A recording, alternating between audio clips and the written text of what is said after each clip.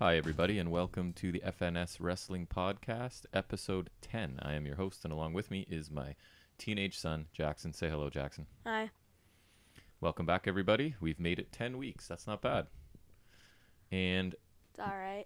it's all right. My big news is that the Blue Jays have made the playoffs. I got to stop talking Raptors. They've been eliminated, but the Blue Jays, I was not expecting them to make the playoffs this year.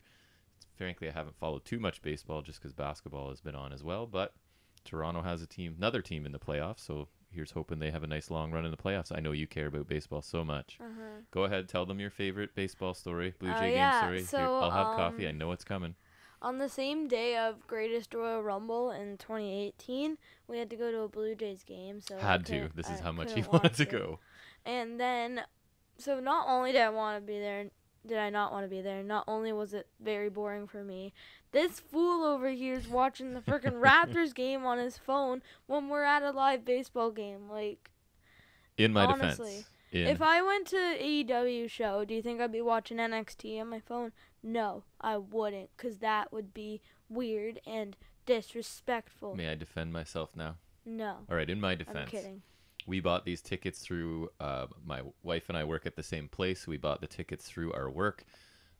We got 4, so we took the boys with us, and we had booked it well in advance, and I did not know that at that time that it was going to coincide with a very important major Raptors playoff game. Then you watch it later. I couldn't, because I knew I would have gotten spoiled. And in my defense... You managed to avoid wrestling spoilers all the time. That's true. Further in my defense, as I was watching the game on my phone, multiple people would keep walking up to go get drinks or go to the washroom or get food, and they would be stopping to watch with me or asking what the score was. So I wasn't the only one that wanted to be watching a Raptors game. Well, did you see other people watching on their phones? I don't think so. So it was a bit of a strange experience because I'm literally holding my phone up in front of watching a live baseball game in the stadium. But priorities, man. Things have to be done. Yeah, I so, guess. I don't know. We completed another week of school, which is nice. Yeah. Right? You're excited about school, obviously. You've got a teacher that just assigns homework for homework's sake, which I like. No, that's not nice. Every now and then, man. It's not going to hurt you. You're doing a great job of getting it done. By every now and then, do you mean every 24 hours? He hasn't given you homework every day, I don't think, has he? Damn near close. Though. All right. So that's excellent banter for us. We'll get into some wrestling, I guess. You don't need to know too much about our exciting lives. So I know we're really interesting, but... Yeah, we are. Fascinating for our 30 to 50 listeners / viewers or whatever. So we're going to start out with our news, rumors, and ratings as we usually do. And I always start out with the ratings for the week for the shows that we really are concerned with, which is Dynamite and NXT. So AEW Dynamite this week netted 835,000 viewers and a .32 rating in that beloved 18 to 49 demographic. NXT checked in with 696,000, so under 700,000 this week, for a .18 rating in the same 18 to 49 demographic. So what that means then, just because sort of out of context, it's not super meaningful, but for AEW, that's a drop of about 51,000 viewers from last week, and a decrease from their .34 to .32. NXT viewership actually increased this week, up about 7,000 people, and their rating in the demographic stayed the same at .18. So bottom line, AEW down in 50,000, NXT up 7,000, but AEW still has the larger average of viewers for the week. So they still win, even though they're down and NXT is up. It was that show. Wow, we talked about it. You probably listened if you're listening to this. That show last week was amazing. Wait, are these the ratings Dynamite. for last week or this? Oh week? no, that would be this week. So, but I'm trying to say like that's why they might be down a bit this week, right? That show last week was amazing for Dynamite. Yeah, they still put out a good thing. Yeah, we'll get there. You got any news you'd like to? I've got very much couple so. more. Yes. Go ahead. In a match that we're going to talk about in AEW, Miro, his debut, he was like limping. Apparently he did have an injury, but it was minor injury. He felt fine after the match. So while it was legitimate, it was nothing much. Good. And we were wondering at the time, right? Because we weren't sure because he looked like either he was really selling it well or he did tweak it. I didn't think he did just because he seemed to finish the match. And just because wrestling. Yeah, basically. But I'm glad he's okay at least. It'd be horrible to show up and then have a serious injury and be gone. All right. So this is a little different and not fun to talk about, but Lance Archer has COVID. Yeah, that's too bad. Just as he was about to have a And championship I think match, right? you saw him on Late Night Dynamite. Ben Carter has COVID. Oh, really? Yep.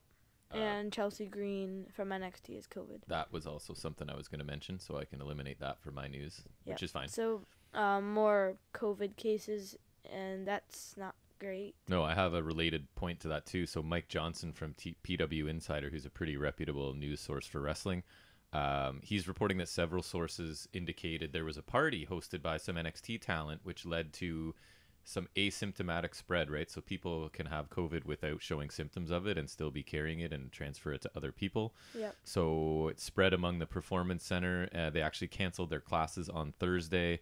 And as you said, Chelsea Green was one of the ones that tested positive and has since recovered from it. Nice. Yeah. So, I mean, this is the thing. People think that it's not a big deal or whatever, that they're not going to die from it. But I mean, the risk is transmitting it to somebody who's not so young and in shape with a strong immune system, right? So there's some better precautions seem like they need to be taken. Anything else can for I you? cover this retribution crap? Absolutely. Okay, so I was just scrolling to look at some news. A rejected retribution name for one of the female members, which is Mia Yim or Mercedes Martinez, was Shatter. Yep. Do you have what their actual names are going to be?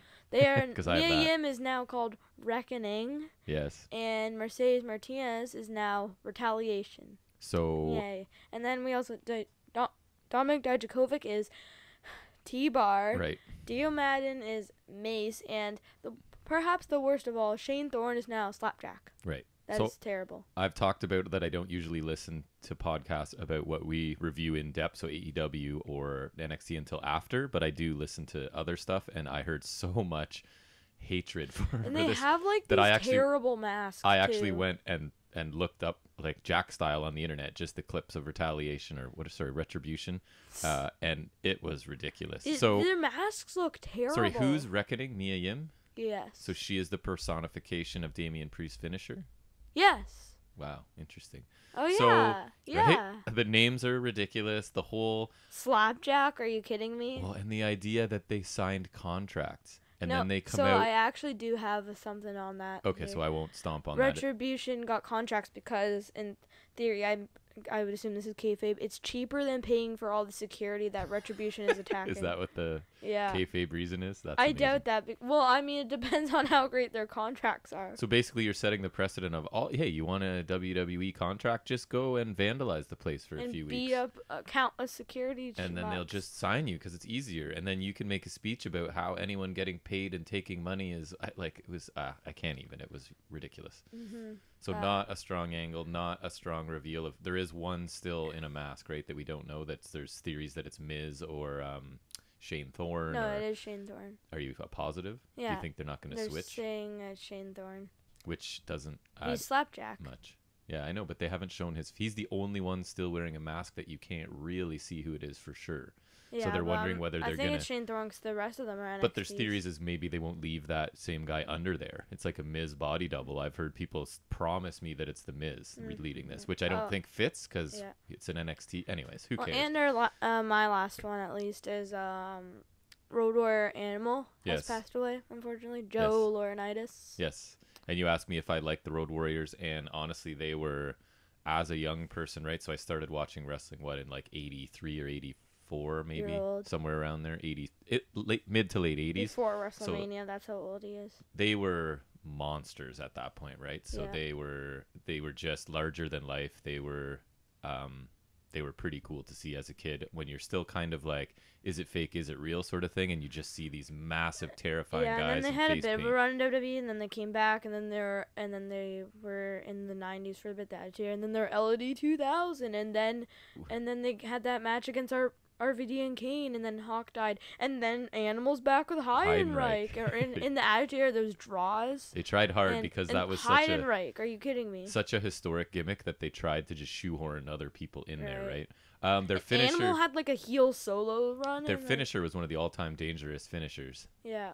Just if you take that wrong, you're breaking your neck, right? So there were a lot of people that did not want to take that. I don't think anybody's ever kicked out of it. And you don't see it really now very often, right? Because it's pretty reckless Well, one finisher. of the similar ones I've seen is I remember at NXT UK Takeover Blackpool, the first one. Remember when they were crowning the first tag team champions? I remember watching the show. I don't remember Grizzled the details. Young Veterans versus Mustache Mountain. Right. And so I think Zach Gibson had Tyler Bate on his shoulders on the outside, and then James Drake did the suicide dive. Oh, I do remember that. I love that spot. That was amazing. That was a good match, and they're good tag teams. So I don't know, just similar stuff like that, or even like the Street Sweeper. Yes, that's true. It is kind of similar. Although I they know don't Street Profits, and they don't always hit the Street Sweeper either, right? So it's kind of like it's saved for some special because it is a bit dangerous. There is some similar ones, but I don't think they do much similar like that. You know? And I know there's like a Bulldog variation one. Yes, too. there was. I can't remember who it was, but so R.I.P. Animal. Bottom line, he did not live long, but that's seems to be pretty standard for a lot of wrestlers of that era, right? Unfortunately, even most times they last at least 70. Their life expectancy for some of those wrestlers in the 80s is not super long for various reasons that we won't get into. Do you have anything else for news? I'm tapped out there. All right, so that will lead us to our first in-depth review that we do every week, and that is AEW Dynamite, and that will be mostly Jackson, and I will sort of contribute along the line as I see fit. So tell us about Dynamite. We're coming off a hot week of the week before where it was my favorite episode probably ever. So how do they do this week? Let's go. So we just start, we get the, one of those quick memorials thingies. Yeah, an RIP Animal start. Just a sort of a graphic on the screen, not a video or anything like that. Just sort of a quick standard spot. Yep. Then we start off with our opening match, which is Kip Sabian and Miro versus Joey Janela and Sonny Kiss. And so my note there to start is straight into Kip Sabian's entrance while Jack dances on the couch. Yes. I noticed. His theme is fantastic. Yes, you enjoy it. Miro's was actually decent. I was listening to it, and it was actually kind of. And my other question based off of their entrance is, how do such ridiculous sunglasses look so cool on Penelope Ford every week? Like, if the average person were to wear the sunglasses she wears every week, they would look ridiculous. But for her, somehow, it looks super cool. Certain people can just pull off certain looks. She can make it work, and they're just... Like, I wonder if, Hulk Hogan does the boa or whatever. Yes. I wonder if, certain people couldn't pull that off, for sure. Or, I think Young Bucks make the boot things work. Yep. Or even Tyler Breeze. And I think they're legitimate, probably high fashion, nice sunglasses, but they're just the oversized, dramatic, and she looks cool every week. Yeah, there's certain things. I felt like that was a Jack detail I noticed there. Sunglasses. Yeah. Sorry, go ahead. So we had a quick Kip Sabian promo, hypes in ring debut of Miro. He comes out, and then so we have Janelle and Kiss as they're making entrance. We got a quick promo package. Janelle just warning Sabian about Ford, reference to Ford being his former valet. So I think Janela and Ford were together as well, maybe to the point of engaged even, I'm not sure. I'm pretty sure they were at least dating, and that's kind of what they're referring to as well. Yeah, because I remember All In 2018, before AEW though, Hangman versus Janela, and I think it was a street fight or something. Yep. And Penelope Ford was with Joey Janela. So. I also made a note. Found it interesting that right out of the gate they're referring to Miro as a big man, right? Which was not what they did in WWE. And again, we've always talked about this. They do come across as bigger in AEW just because the average size is a bit smaller. So he had similar trunks or whatever to what he wore in WWE.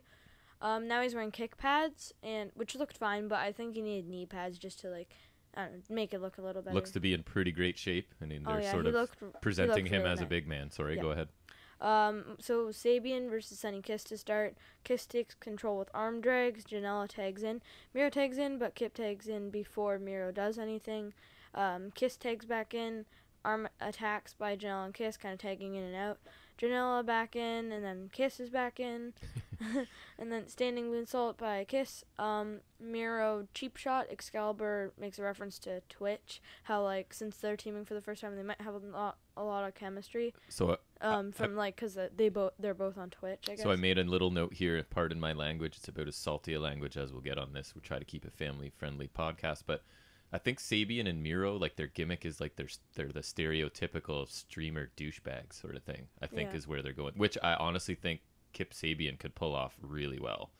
like as just 'Cause he's as awesome. as a heel character, right? So not that I know much about the world of streaming and stuff, but the commentators are mentioning it enough that I believe this is their heel persona. Is they're like the stereotypical jerky Twitch streamer sort of thing. So we'll see where it goes. I'm interested.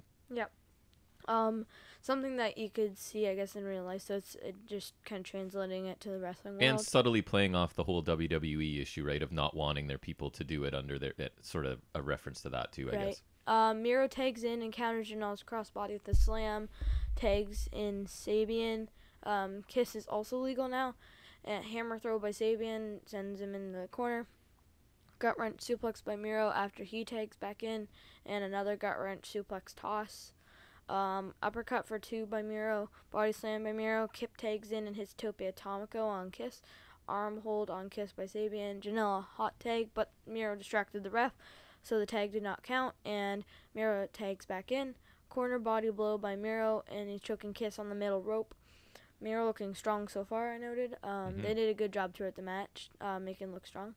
Sabian tags back in. Small package for 2 by Kiss. Splits, and then the slap by Kiss, and then Janela hot tag for real this time. Janela attempts to take out Miro on the apron with forearm, has no effect, and angers Miro. Miro enters the ring, runs at Janela, but he low bridges Miro, sending him out of the ring. Miro seems to have tweaked his knee on impact, so I think that's what this was. Yep. I don't even know whose knee, if it was his knee, but it just looked like that. Miro launches Sabian over barricade, but Janela catches him with forearm. It's a little bit awkward, I thought, that spot. Miro catches Janela, but Kiss drop kicks Janela into Miro to take him down. Thrust kick by Janela for near fall. Kiss tags in. Miro takes out Janela. Kiss holds down middle rope for a suicide dive by Janela, but Miro intercepts Janela. So shoves Janela into Kiss and knocks Kiss off the ropes. Kiss counters springboard stomp by Sabian. Miro blind tag. Kiss attempts fighting back against Sabian and Miro, but then a pop-up lung blower by Miro, and Janela breaks up the pin.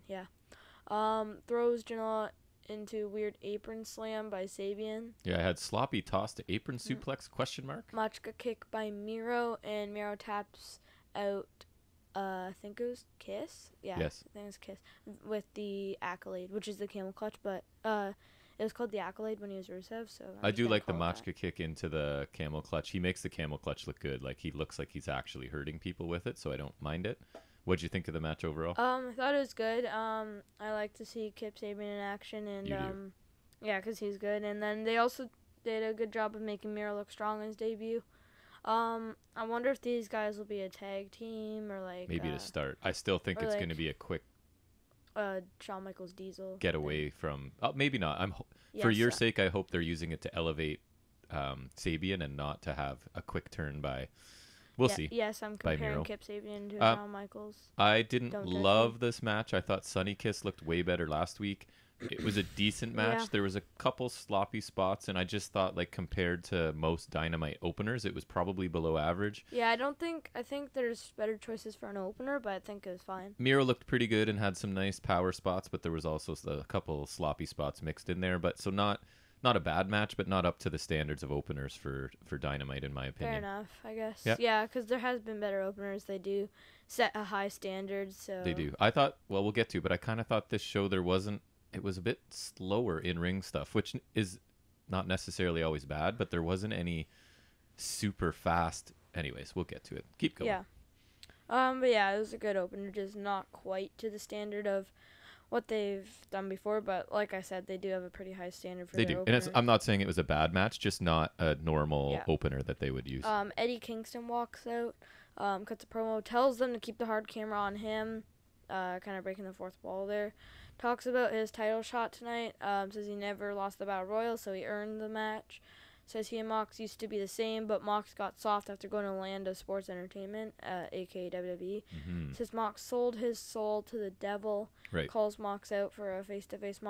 Mox obliges and comes to the ring. They face off, and officials keep them apart.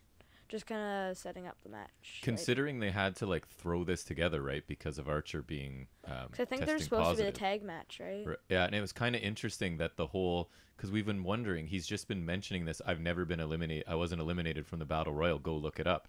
And it actually comes in really handy here, right? Because they can easily slide him into this match and say, because he's been telling us, for 2 or 3 weeks now, I was never eliminated from the Rumble. Go look, go check the facts, right? So it kind of fits nicely considering they're having to sort of change this matchup on the fly, right? So as always, the guy's amazing. He could pretty much say anything he wants and it sounds great, right? He always sounds super intense and it always sounds really sincere. He is top.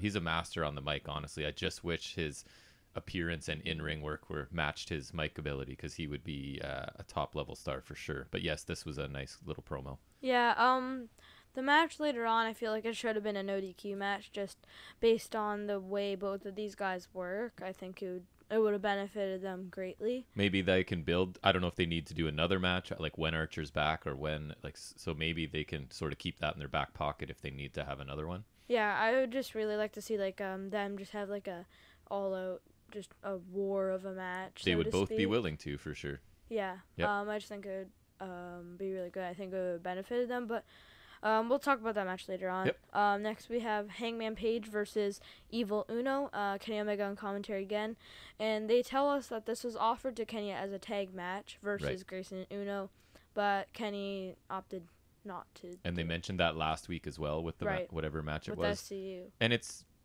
fine. I do find at times there's sort of, I usually praise AEW for being somewhat subtle and trusting us to be smart. I find they're starting to hit us over the head a little bit with the whole Kenny's a singles wrestler now, but anyways, we'll get to that. So it's Page versus Evil Uno. Have we seen Uno in a singles match before? I think this was his singles debut. Right, yeah. We're big Uno fans, so go ahead, tell us about it. They did say it did say that on his nameplate or whatever. Wrote Hangman's theme is way too good. It's just, I don't know, I just love something about it. You tell me you listen to it at school when you get a chance, when you're doing work on a Chromebook. It's a nice, chill instrumental. Yep, it's just cool. good, and it works. It does. Hangman's nameplate says apparently sticking with the tights. No, apparently sticking with the long pants. Yeah, but they're tight. Which was funny. But yeah, that's funny. It is a different look, and I actually don't hate it as much as I thought I did. So no, he looks cool. Dark Order is standing on the stage as usual. Uno backs Page in the corner, boot by Hangman. Snap suplex by Hangman, fireman's carry drop by Hangman, dropping him face first, kind of like Ultimate Warrior used to do for the Ultimate Splash. Right. Deadlift pump handle suplex by Hangman. This was insane. Yep, he's awesome. Yeah. I already have a note here. Omega confirms he's a singles wrestler. A bit too much for me. Like he's going out of his way to make, like, we get it, man. Like, you're not his tag partner anymore. I get it. But anyways, carry on. Chops by Uno, corner stomps by Uno.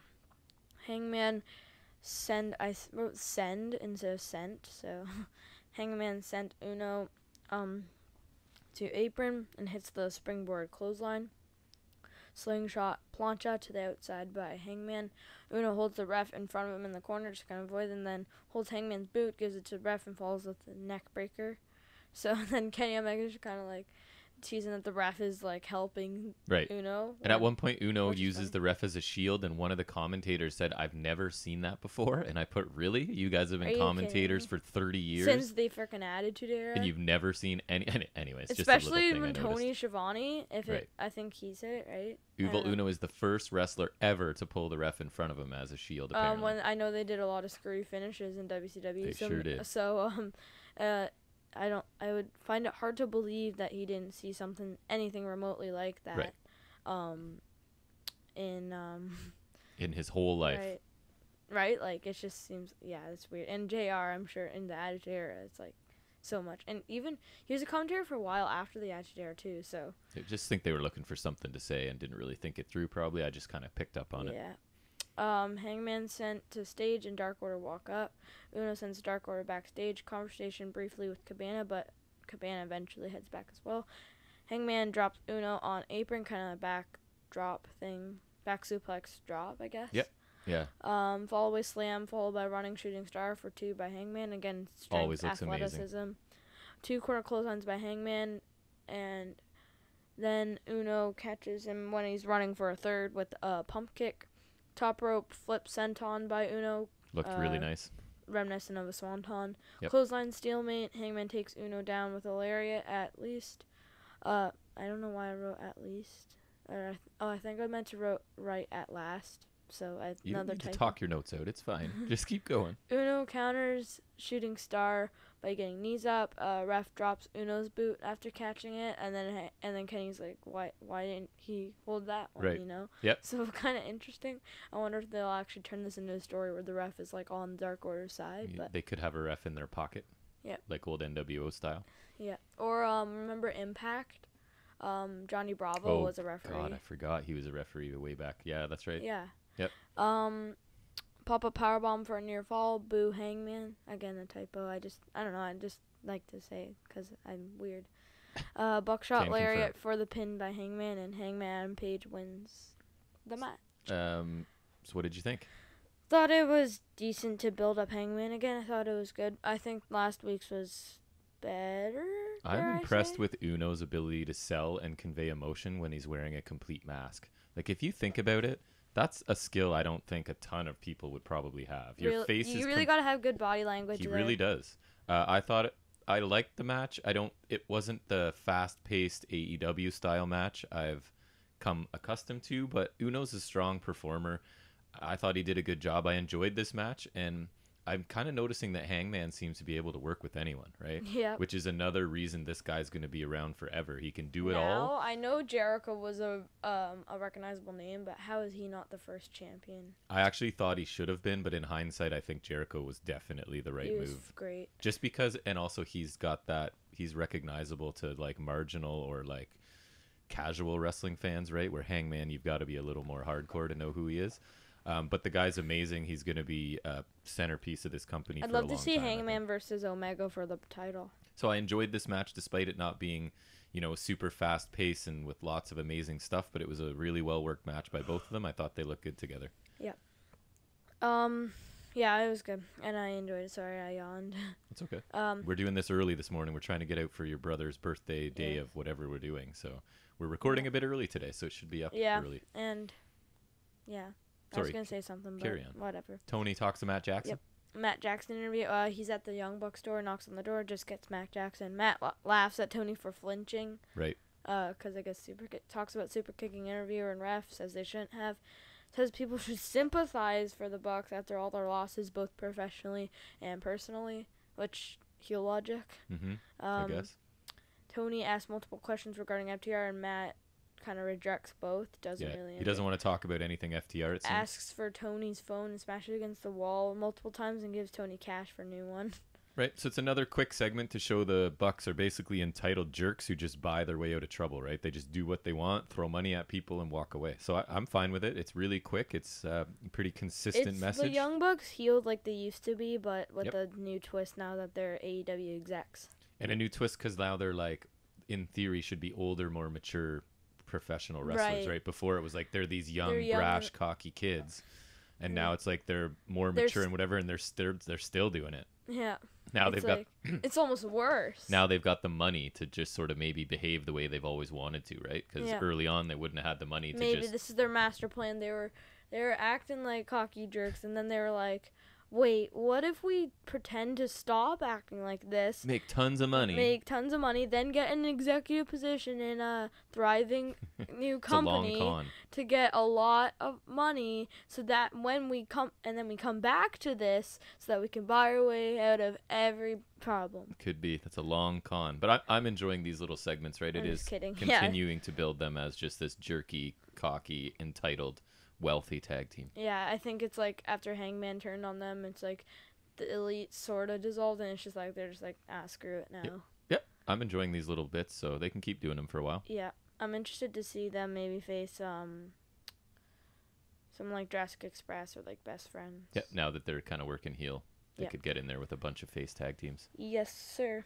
So we got Orange Cassidy versus Mr. Brody Lee. And I just had a note as it starts that I'm personally just happy for Brody Lee. Honestly, NT title match. When he first got there, it looked kind of dodgy, right? It wasn't sure where Dark Order was going. Now he's doing fantastic. I wasn't sure if he fit as the role they were putting him in, but he's really grown into it, and he's really cool, and the Dark Order are cool now, so I'm happy for Brody Lee that he's getting. And if you compare this to when he was Luke Harper, just real turnaround of his career.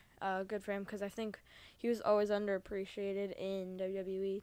For sure he was, and everybody knew he was, and they just refused to use him. They sort of boxed him into that character he had, and there was no and chance Vince of him didn't getting like out him of because it. he couldn't do a southern accent. So anyways, we're happy for Brody Lee. Yep. Tell us what happens in this match. So Brody Lee's accompanied by Dark Order. In his entrance, Uno hurting after his match, so because it was the match before this. Right. So makes sense. Yep. Brody stares down Orange Cassidy, but he's paying no attention to Lee. We get our introductions, and Cassidy dumps Jacket out of the ring. Silver stomps and attacks Jacket and poses, and then Cassidy drops his shirt on Silver, and he goes crazy. I had Silver fights Cassidy's clothing as my note. There, yeah. It was funny. It was. Silver's just kind of like, I don't know, just this little kind of angry guy. Yep. Dude. He's quite entertaining. Yep. Anna Jay attempts distracting Cassidy, and he gives her his sunglasses. Right. Bret the Hitman Hart style. Yeah. Match starts. Cassidy hits weak kicks, foot stomp, and slap by Lee. Drop kick by Lee. Dark Order catch a dive by Cassidy, and Lee hits suicide dive, takes out Cassidy and Dark Order, but I doubt he cares, is what I noted. Right. Because he's Brody Lee. Right. Standing elbow drop by Lee, back in the ring. Chop by Lee. Dark Order stomp away at Cassidy while Rufus is distracted. And got thrown into the outside. Tope Atomico by Lee, which I found impressive. Yep, he's a big man. Yeah. Dark Order attack Cassidy again after he's sent outside once again.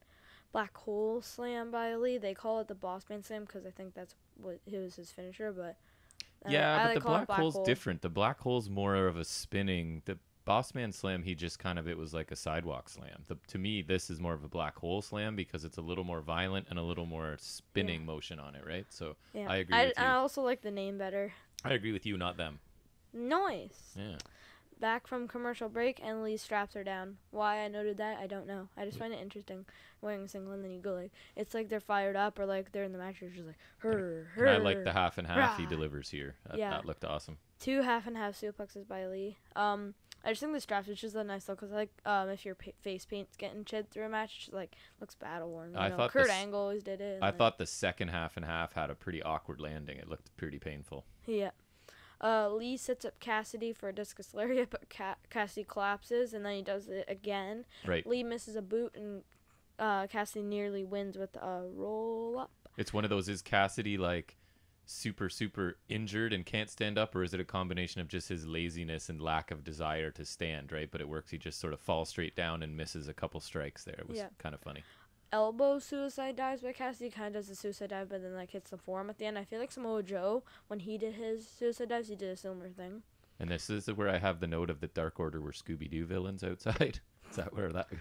Orange punch to 5. 10 holds Cassidy, and Silver accidentally hits 10 with the TNT title. Yes, that's my Scooby-Doo villains. They're running around, getting in each other's way, not really Tilt-a-whirl DDT by Cassidy back in the ring. Top rope diving DDT by Cassidy. Running penalty kick by Cassidy. Which is nice. Another penalty kick. Yep. Lee rises up. Tilt-a-whirl DDT by Cassidy. Air raid crash by Cassidy. Silver takes an orange punch after running into the ring.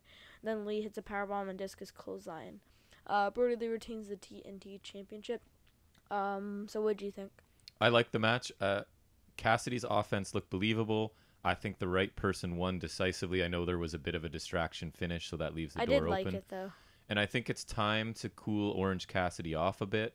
I agree with that decision, and I think it's time to keep pushing Brody Lee as a super strong heel champion, right? So I was okay with the decision in this. I thought they executed a pretty good match, and we'll see where we go from there. And then the lights go out, and then you hear like the I knew it right away. It was Cody after they started playing that, because he's had that in his entrance a few times, and it's got like the dramatic music. It's like, wrestling has only one royal family, and then it plays his music, whatever. Part of his presentation that annoys me, but we'll get to that. Cody returns, and I wrote he has black hair again, but then I noticed he looked weird. It's because he had brown hair the first time, not black hair. Stupid me. Wow. Cody attacks the Dark Order, stomps, and Cody Cutter to poor 5. Bashes 5's leg on ring post and figure 4 leg lock, and 5 is tapping out. Looking more like a heel now. I don't really care much about this. I'm not a huge fan of Cody, and I didn't really miss him while he was gone. Maybe it's that he seems to care enough about himself that I don't really have to, right? Like, he clearly thinks he's amazing. He's fine. I still enjoy his high-profile matches. I think he generally puts on really good big matches. I think he thinks he's a good actor. I would disagree with him at that point. So he's good at selling. He likes to put himself in these dramatic spots, but I find him just over the top and in caps lock. He is not a baby face.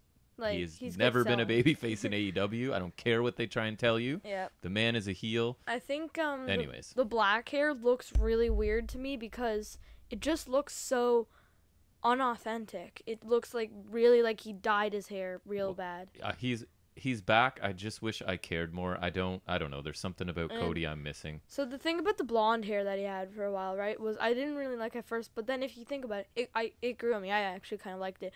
But then if you think about it, Dusty Rhodes is like pretty blonde, right? So it would actually make sense if he was blonde. Well, and Gold Dust. Right. But he didn't really have much hair. But he's gold. I guess. Which was his hair. But so I think the blonde looked fine. And I think the brown looked good too. I'm gonna cut together a highlight reel of you talking about wrestlers' hair because there's a lot. Rhea Ripley's hair Alex is bad. Riley, Rhea Ripley. Alex Riley, Kyle O'Reilly. Or sorry, sorry, Alex Shelley. Oh yeah, he does have. There's a lot of hair talk on FNS Wrestling. And Kyle O'Reilly has long. By you, not me so much. Point is, the black hair looked weird and really unauthentic. So bottom line, Cody's back. I wish I cared. Hey. I kind of don't. So anyways, we'll see where it goes Here's from my there. reaction. Hey, good for you. Yeah. I don't know. I don't hate it, but I'm just like, whatever. Yeah. Lee talks about the audacity of Cody to return like that, berates Cody for hiding for 5 weeks. Silver hands him dog collar, challenges Cody to dog collar match. And it was what kind of man sends his wife and brother to fight his battles for him, which I thought was a pretty cool line. Oh, yeah, because didn't Brandy Rhodes have a match on the late night Dynamite thing? She did. I watched it. Which we didn't really talk about. I forgot to put that on my list, but we can run it down really quickly. Any other wrestling thing? Yeah, I'll talk about it there. Dog collar match intro, not my favorite match stipulation. Why can't it be a strap match? Neither of those are my favorite. But strap matches, you can whip them with the strap. I know, but there's lots of... I just find there's all kinds of spots that don't really make sense in these matches. But anyways, we'll see how they do it. Fiend and Dana Bryan had a good one, so that's what I'm saying. I'd like to see another strap match. But I thought it was a solid, angry, ranting promo from Brody Lee. Oh, yeah, it was great. I just wish I cared more about Cody. I want him to lose, and I want him to lose badly, and I think that's the opposite of what they're going for, right? Is this Cody's going to get his revenge from getting just destroyed by Brody Lee, but I would prefer... Is it really Brody Lee's fault that you suck? I would prefer Brody Lee beats him again just as bad, because, I don't know. Anyways. Another reason I'd rather a strap match than this is the dog collar match feels so old-fashioned, because I think there's, like, Junkyard Dog versus somebody. Probably. Harley Race or something. That sounds right. Yeah, because he was like king or whatever. Anyways, but I just think even like what was it? Texas Bull Rope match. I think even that works because you can really whip him with the rope. Chain, I don't know. It's like more like wrap it around your hand and punch someone in the face. We'll see. I'm sure they'll turn it into a decent match. I remember Umaga and CM Punk had a weird Samoan strap match where like so it's a strap match, but you have to like touch all four corners. And because there's a Samoan in it, we have to call it same with the Samoan street fight this past week. Like just because there's a Samoan in it, we've got to call it that. Yeah, like it's not like a Chicago street fight where like that's understandable. It takes place in Chicago, so why not? Right. But like, yeah, that makes no sense. And that was Umaga's last match, I think. R.I.P. Yeah, could be. But anyways, I just point is, yeah, this was a good promo. I would rather a strap match, but whatever. And I seem to be the only person who's not a big fan of Cody, so that might just be me. Everyone else. I like him as a performer. I don't like. I mean, like, I like him as a wrestler. I like his major matches. It's just his day-to-day stuff. I don't care for. He needs to be heel, dude. With Young Bucks turning heel and doing this, Cody needs to do that with them. He can totally do it. If he were just to turn into mega cocky heel right now, I'd be fine with it. He needs to do that. And if the Young Bucks are doing, they need to like. I want them to like persuade him, and then boom, he's a heel. And then I might be okay if he just whoops Brody Lee. Yep, well, maybe not whoop him. He has been a heel this whole time. He just needs to embrace it. That would be my stance on that. Fair enough. All right, so we should... But yeah, it was good. The match followed by the return by the segment all just wrapped up pretty good overall. Yep. I would say. Yep. I got no issues with it. The return, yes, while not super exciting, I think the return was so just meh that the most exciting thing is his hair dye. Well, I just didn't miss him while he was gone, right? I don't really like. Okay, you're back. It's fine. AEW was amazing when you were gone. So, anyways, enough about Cody. That's true. Move on to Matt Hardy. Yep. Matt Hardy with Private Party. I think Private Party attacked Matt, but no, that's just my Oh, you do? Yes, because interesting. Quinn, remember Quinn hit Jericho with the kick? He's like, "Oh, serious?" I just think like maybe they turn on him and then like it's just an interesting. Then they'll have like maybe a character and then like could be. I don't know. I just think they need something for sure. Right. So I don't know. That's just my theory, but yep. Matt talks about last week's attacks. Said he had a confrontation with MJF and Brody Lee. Says he hates the Inner Circle, so he thinks Jericho did because he got hit with a steel item similar to a bat. So just kind of putting two and two starts together. out listing the suspects of his attack there. I thought, which I think is a good way to go about it. Sorry. He tells us the attacker had his face covered, right, so he couldn't see who it was. Yeah. Says Private Party would have won if Inner Circle didn't cheat. And they also had the baton as well, right? Inner Circle, so. But and another reason I think it could be Private Party, I think they could have like hit him with the pipe, took off their disguises, went out, took off their disguises, came back to see him attacked, right? Yeah, they could have for sure. So and then like you've clearly thought about it more than I, but yes, that is possible. And then the Inner Circle just came to laugh about it after. They did. Jericho mockingly says happy birthday, and then he announces Sammy Guevara's back.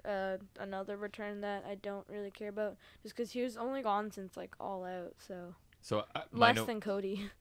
My note here, and it sounds like you're kind of similar because you've obviously been thinking about it, is I'm pretty much a sucker for whodunits in wrestling. Like I like when they do the whole something happened and we don't know who, but on the flip side, I've been burned by years of terrible payoffs for these things by WWE, right? Eric Rowan, Spider, and the Hacker for recent ones. So I'm a little bit gun shy because I've seen professional wrestling just either the payoff is stupid or they just don't pay it off at all, right? Anonymous Raw GM and Mr. McMahon's illegitimate son. Yes. So that's why you're here, because I just remember general things, and then you spit out the details for me. So those are perfect examples of what I'm saying. Who ran over Stone Cold Steve Austin. Right. I did it for The Rock. So I'm hoping that AEW will do a better job. I'm almost sure they will, but I'm a little gun-shy from my long history of weak to no payoffs for these whodunits. But anyways, carry on. Fair enough. Jericho says he would hit Matt from the front, so Matt can see how happy it makes Jericho. Yeah, that was a good line. It was basically saying if I were gonna beat you up with a bat, I would just come and hit you in the face. I would want you to see it happen, right? So, yep. Just see me smiling or just like hee hee hee. Yep. You know, hitting him with the bat. Matt wants to fight, but Quen calms him down, and Quen challenges him. But then Isaiah Cassidy's like, "Nah, fool, nah. I was in the walls of Jericho, so I want to fight him." So then he challenges Jericho to a match next week. That's just my weird way of saying that. This is their attempt at getting Quen and Cassidy on the mic. I thought neither one of them were great. Cassidy was better, but they let him talk a bit too long. Which is a shame. I liked Quen. I like him. And it's not a huge deal. These guys are new and young and probably haven't spoken much and probably have never spoken really. They've probably mute their entire lives. But I'm saying like on a national television major promotion, right? So they're going to be awkward and nervous. I'm not saying that they should never speak again. You have to develop some of these younger talent. I'm just saying as an observation, Quen sounded pretty bad and Cassidy sounded a little bit better. But again, it's fine. They have to. The only way they're going to get better is by doing it, right? Right. So I'm okay with it. They just need some more experience, which is fine.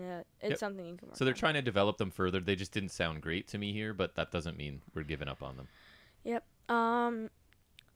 So we got FTR and Tully with Tony Schiavone. White pants Tony, really? That's what I had. I thought he looked ridiculous with the white pants and then the blazer. Anyways, that was a Jackson fashion point for me. Well, hey, when you're not taking the match details and whatnot, you have time for that. So, because that's what I do a lot in NXT. So, yeah. Totally calls FTR the best. Talks about shortening time limit from 60 to 20 for a match next week. He was barely making sense here to me. Yeah, all I got from this was this. And I was just like, brush with greatness when you face FTR. FTR pick SCU as opponents next week. FTR win if there's a time limit draw. Best friends interrupt. Says parking lot brawl was a war. It was. Trent challenges FTR to a 20-minute challenge immediately, but FTR back out saying the match can't happen because best friends aren't 100%, and Chuck calls them weenies. Right. So. And then they do best friends. I thought Tully was brutal here, and the last early on in AEW, I thought he was really cool when he would talk. The last couple times, he hasn't been good, and it makes it even worse because I know Dax is an excellent talker, so just let that guy talk. FTR were fine by themselves. Tully really confused me at the beginning about what he was saying. it ended up being fine. I just think we need. And also, if he's managing Shawn Spears, I don't think he needs to hang with FTR. I don't think FTR needs a manager at all. They can talk, they can do everything. It's not like we need to hide their inability to speak. They cheat by themselves. They don't need a manager to cheat. So I thought it was fine. We need less Tully and more Dax, but it's gonna. And I like the 20-minute challenge really matters. The heel tactics, right? Oh, you guys aren't healthy. We want to fight you when you're 100%, so we're gonna give you time and not fight you right now. Like that's a nice heel way to get out of a match, right? So I'm okay with that. Then we get a recap of the NWA Women's Title match aftermath last week. Yep. Obviously Thunder Rosa retaining against Ivelisse. Diamante would attack her after. Hikaru Shida making the save. So we go. Question for you. Is the rest of the women's division just dead? Because hasn't it been just these four for like the last... Right. Which I'm okay with. Anna Jay and Brandy Rhodes have been dabbling, so I guess they've got a little... But they've got their own program going on. Basically these four and everybody else is... I mean, there were some injuries and stuff, and I think, again, we talk about AEW listens to the fans and tries to change. The opposite of what WWE does. They're just going to tell us what we like. And people were saying, listen, the weak spot on your show is the women's division, right? Even we were saying these four competitors are strong, so if they focus on them for a bit, I think that's okay. And they start to. But I think if they go with just these four for too long, it could hurt the division. You're right. So they're trying to like build the reputation of in the back of my mind, all I remember is that there's been some good women's matches lately, right? But yes, they eventually need to start reintroducing some other people. One person who's been gone for a while, not that I care, is Riho. Well, and Statlander, Oh, yeah. She hurt injured herself. And Britt Baker's just making a comeback. Right. So, and Swole's been kind of gone for a while. while. No, don't talk about her. So it's been the focus on these four, which is okay because they can all work. They can bring back the division whenever they need to. I think they have a bunch of people. It's just a lot of them are barely known, some of them. So they just signed Serena Deeb of all people. Right. So. Well, I think they might use her as a trainer as well, right? She's got a history of being a trainer, and she did look really good in her last match on AEW. So we'll see. Anyways, I was looking forward to this. They've got a decent division, but it's just like it needs to be fleshed out. Yep. I looked forward to this tag match, so go ahead and tell me about it. Thunder Rose was wearing tights this time. I did not notice. And face paint on the other side of her face. I saw a picture of her without face paint for the first time. Ooh. Interesting. Sorry, go ahead. No, that is interesting. Diamante and Ivelisse sneak attack. That's not nice. Match starts. Diamante and Shida starting the match. Double team by Diamante and Ivelisse. Ivelisse intercepts knee attempt on the outside by Shida. And last week they had advertised as her just Shida, and now she's back to Hikaru. So. She's back to two names again this week. Which is good, because I prefer that. Yep. Rosa tags in, double team by Rosa and Shida, arm drags by Rosa, body slam to Diamante, and then we have senton by Rosa for 2. Diamante backs Rosa into corner, tags to Ivelisse. Double team and Diamante forgets Ivelisse is legal, goes for a pin. Spin out powerbomb by Ivelisse. JR sets up for commercial break, but there is none. Yeah. Lies. Didn't even lie about picture in picture. I don't know if it's just Canada, but we got no commercial at all. That's disrespectful, JR. Okay. Diamante back, and Diamante's, there had to be some sort of commercial break because Diamante's magically back in the match. So I think maybe just not Canada for whatever. I don't know what who knows. He still lied. Because of TV. Ivelisse tags in. Top rope drop kick by Rosa. Shida hot tag knocks Diamante off of the apron. Tilt-a-whirl backbreaker. Falcon arrow reversed by Ivelisse. Diamante takes back in. Diamante seated in the corner. Shida suplexes Ivelisse into Diamante, and then the double knees thingy by Rosa. Second rope suplex by Shida. Wheelbarrow stunner by Diamante. Wheelbarrow DDT by Ivelisse. Pretty cool. Ivelisse flatliner. Rosa accidentally knees Shida. That's not nice. No. Hook kick by Ivelisse gets near fall. Diamante tags in. Assisted sliced bread. Rosa intercepts sunset bomb attempt by Diamante. Shida hits Falcon Arrow. Ivelisse picks up pin. Running knee by Shida for the win. Hikaru Shida and Thunder Rosa win the match.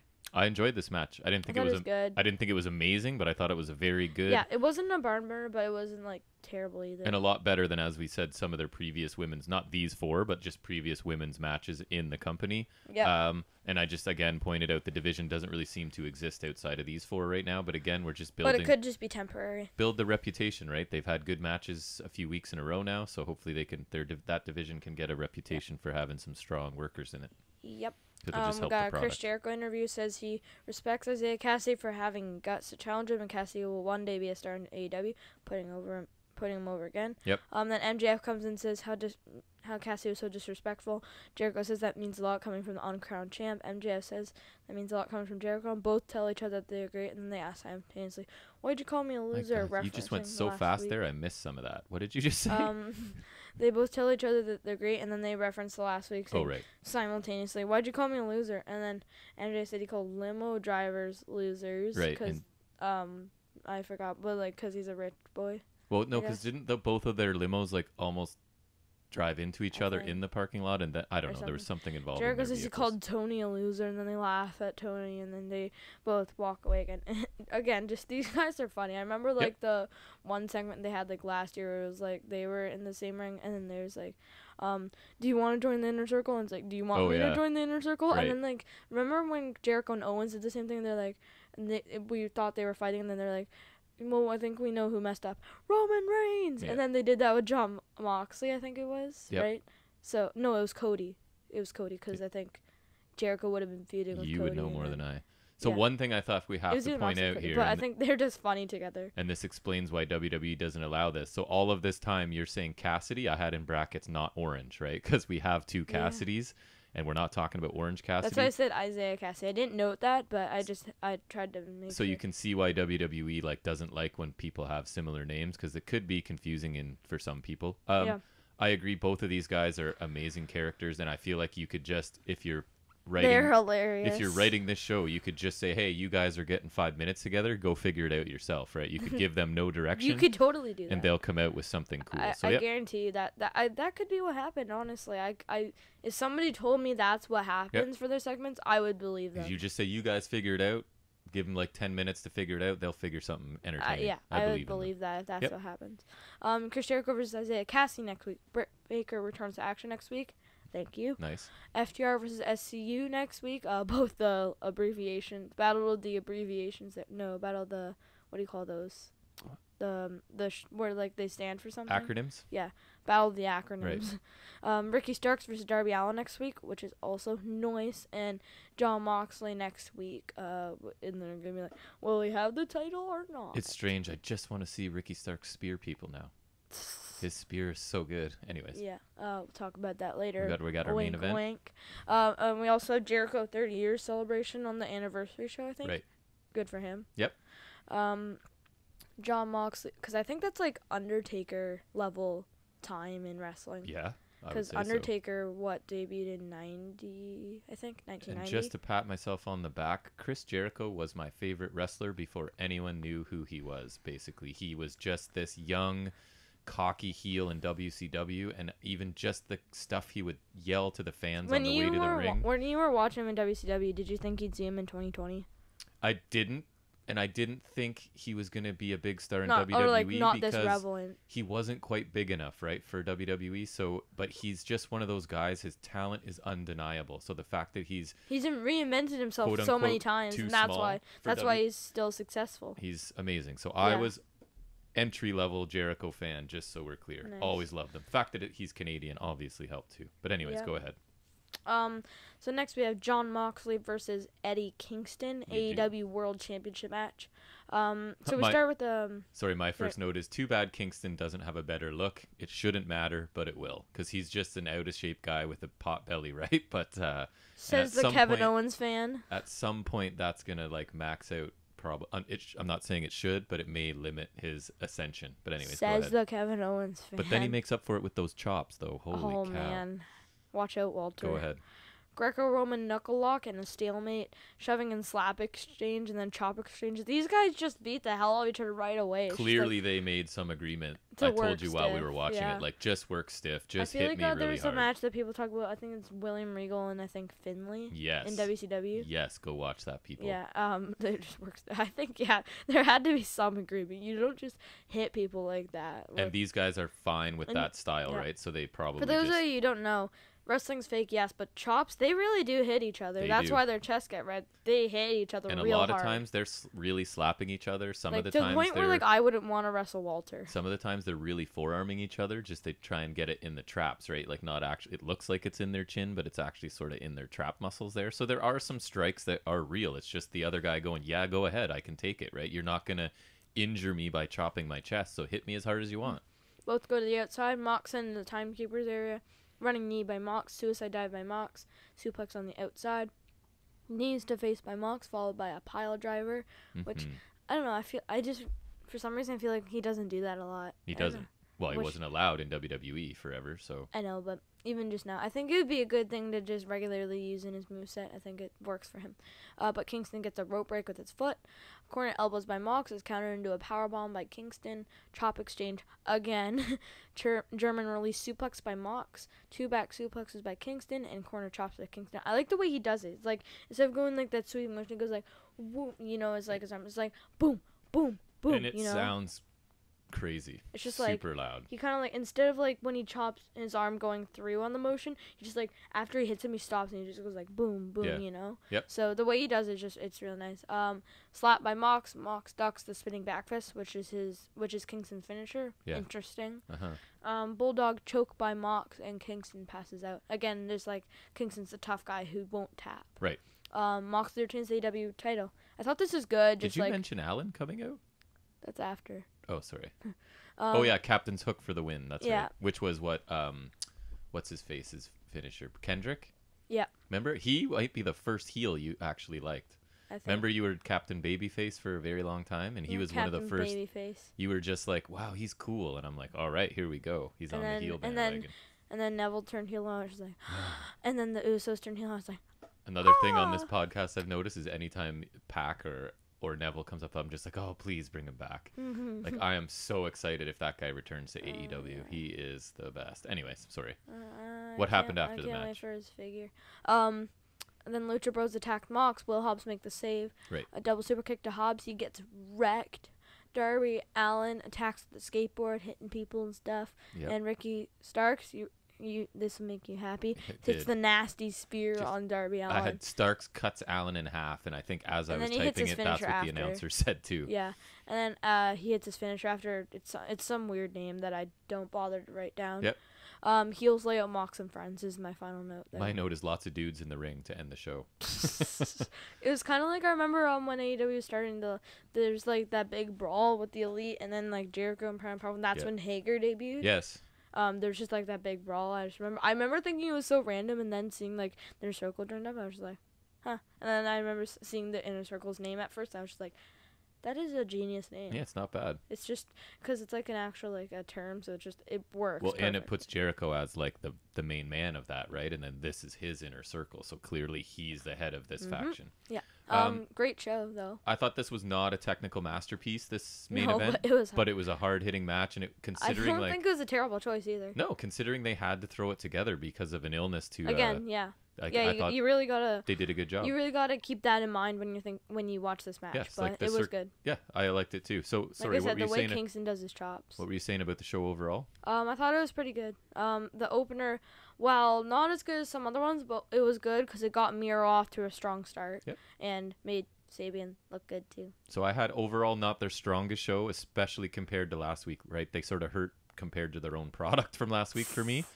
But there was really no fast-paced, fun match I felt this week, which there usually is. So there was some different styles, which isn't a bad thing. I'm just saying that usually I'm used to some match where every week I fall behind in taking my notes, right? Because I'm just like, there's too much action. I'm too interested. I'll let Jack do it, and I'll just watch. I didn't have any of those moments this week.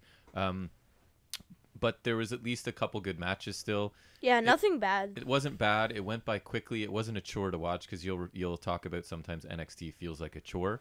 Yeah. AEW's never felt like a chore. Just because AEW's just, I'm spoiled by AEW. So what did you give it for a rating? I would give it probably a B+.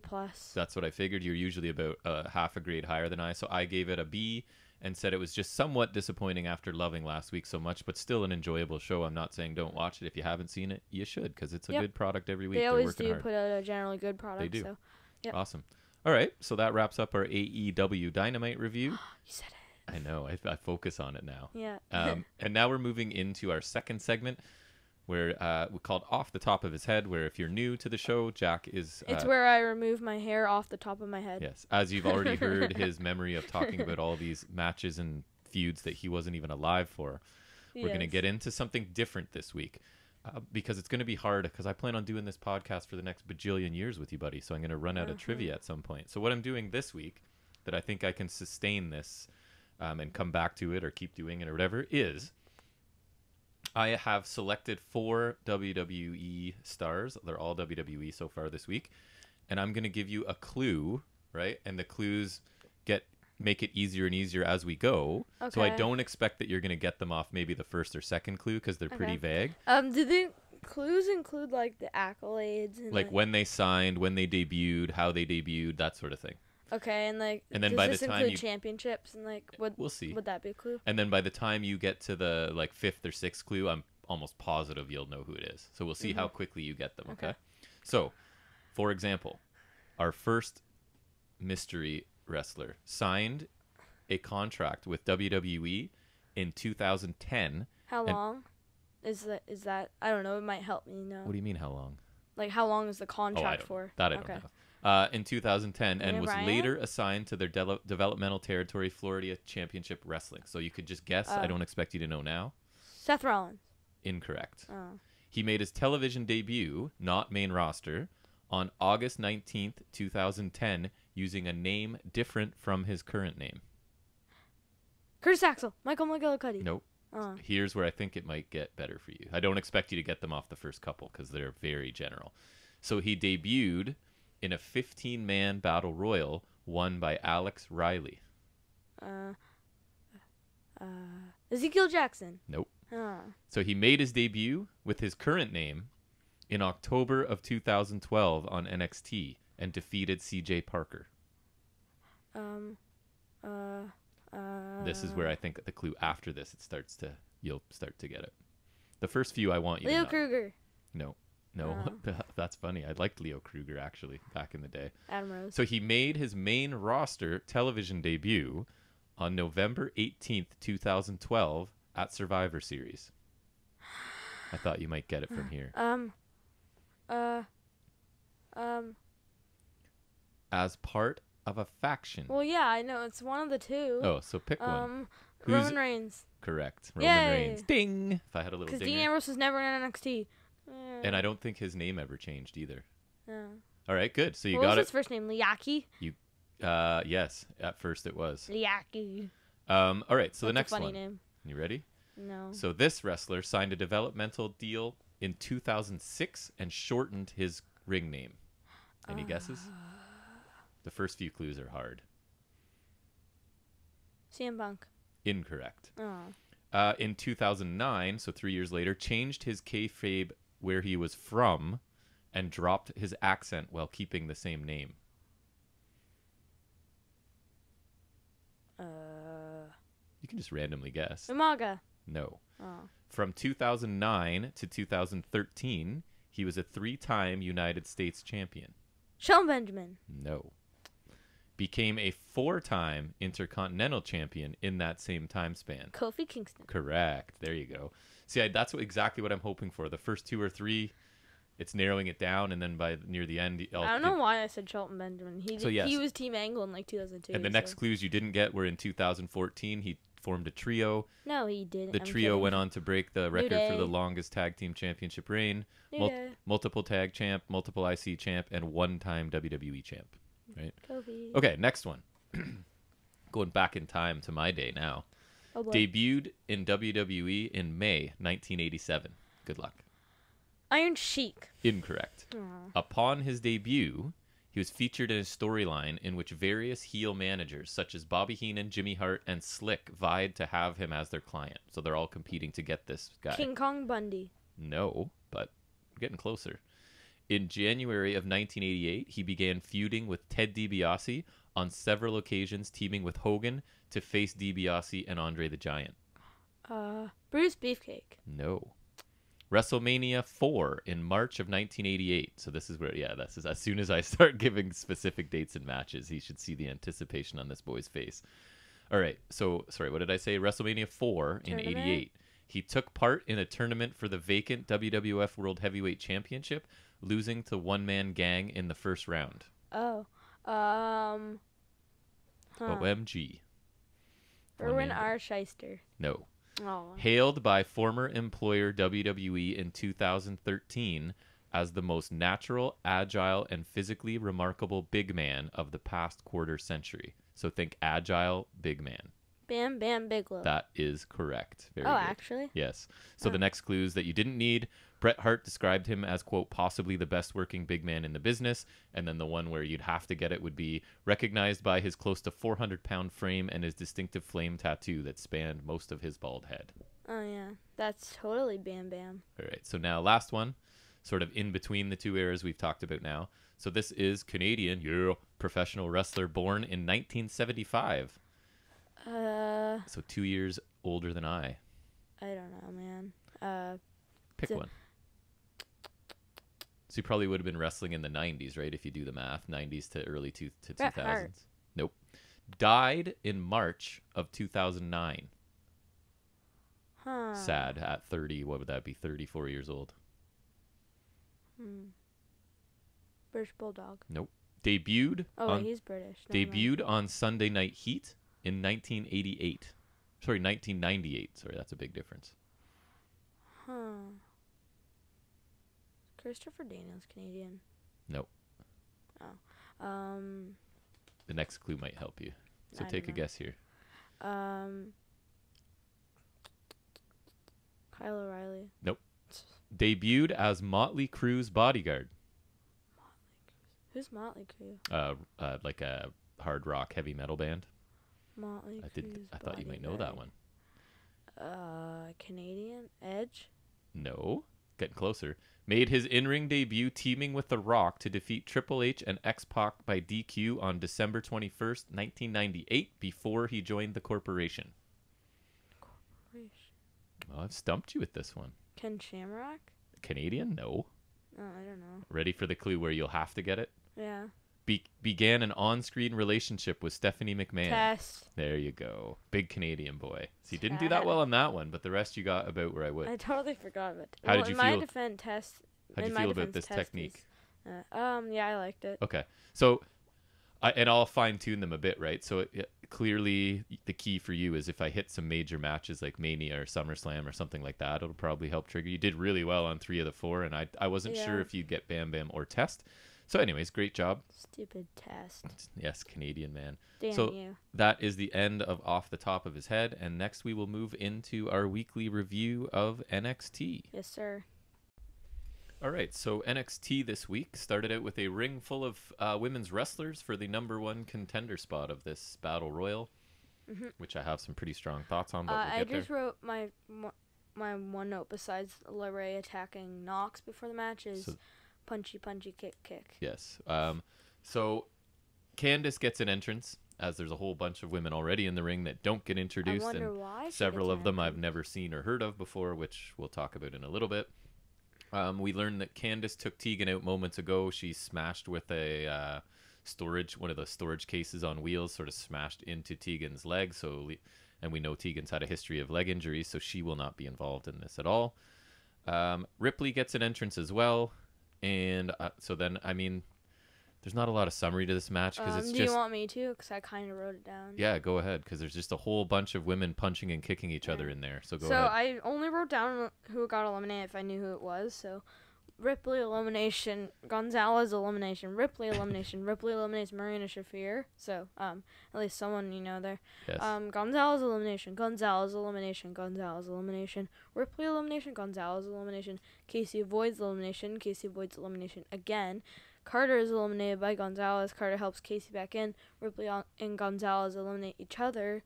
Casey eliminates Indy Hartwell. Dakota Kai eliminates Casey. And Shotzi Blackheart, of all people, eliminates Dakota Kai. Candice and Shotzi final 2. And then LeRae wins. Right, so basically it sounds like he's just glossing over stuff, but there really wasn't any action going on, and that's what my notes ended up looking like too. It's just like at some point, clearly this entire match was designed for Gonzalez and Ripley just to eliminate a whole bunch of people and have this sort of setting up these two monster women facing each other. And then I guess the other thing they were trying to set up was Shotzi and Candice LeRae at the end working together. I thought this was bad, man.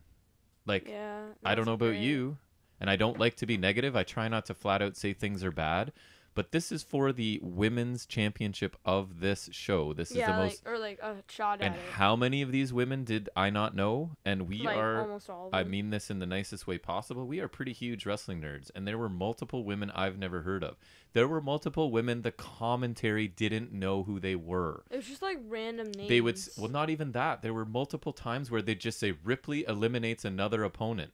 They don't even mention who it is because they don't know who it is. So you're telling me these people that you don't even know by name have the potential to be the #1 contender for your women's title match? I don't think so. I thought this was ridiculous. You would have been better off to do another gauntlet match or something, because you don't have enough women to make this look good. They used to.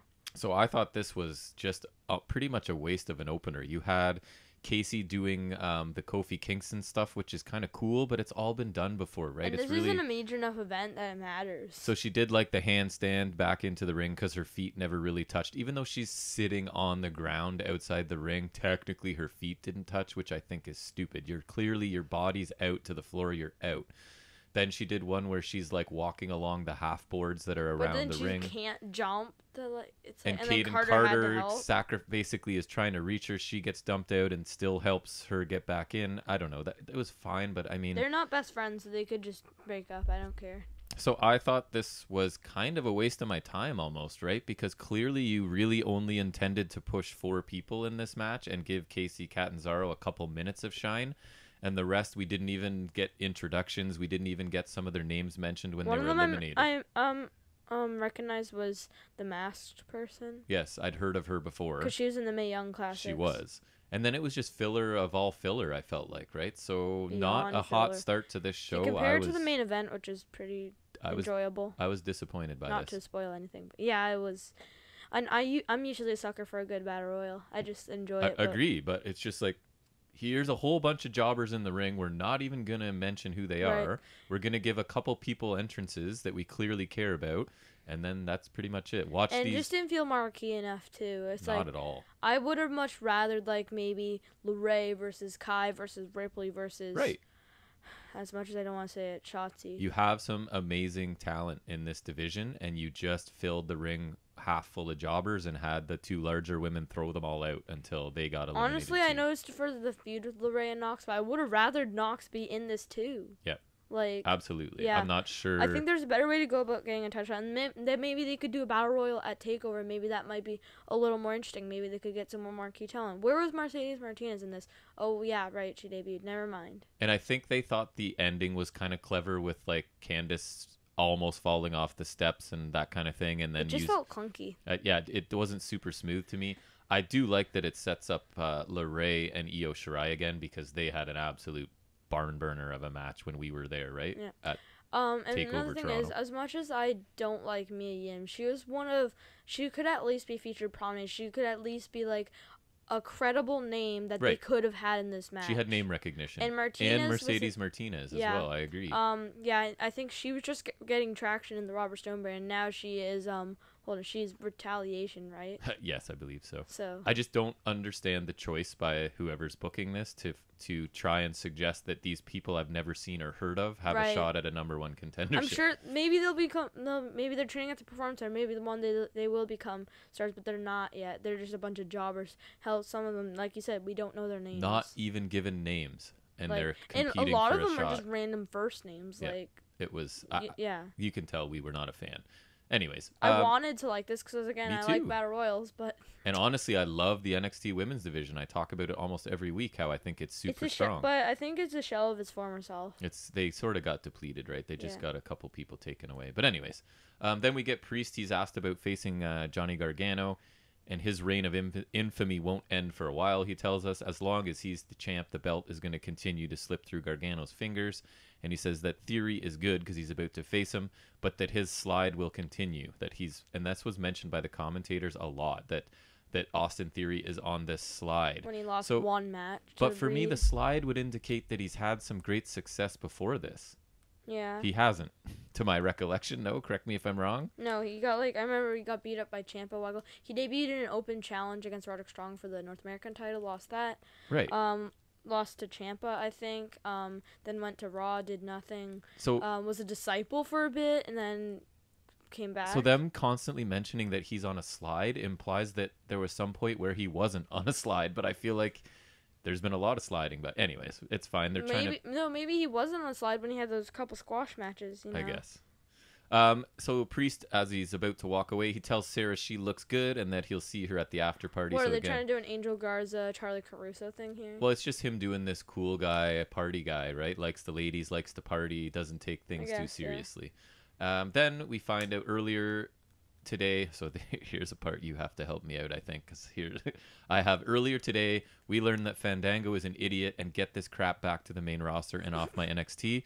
I literally will talk about it a little bit. I think I blacked out here when I saw this. So, Jack, can you please explain what's going on here? So I summarized it as Fandango concocts a way to determine a #1 contender.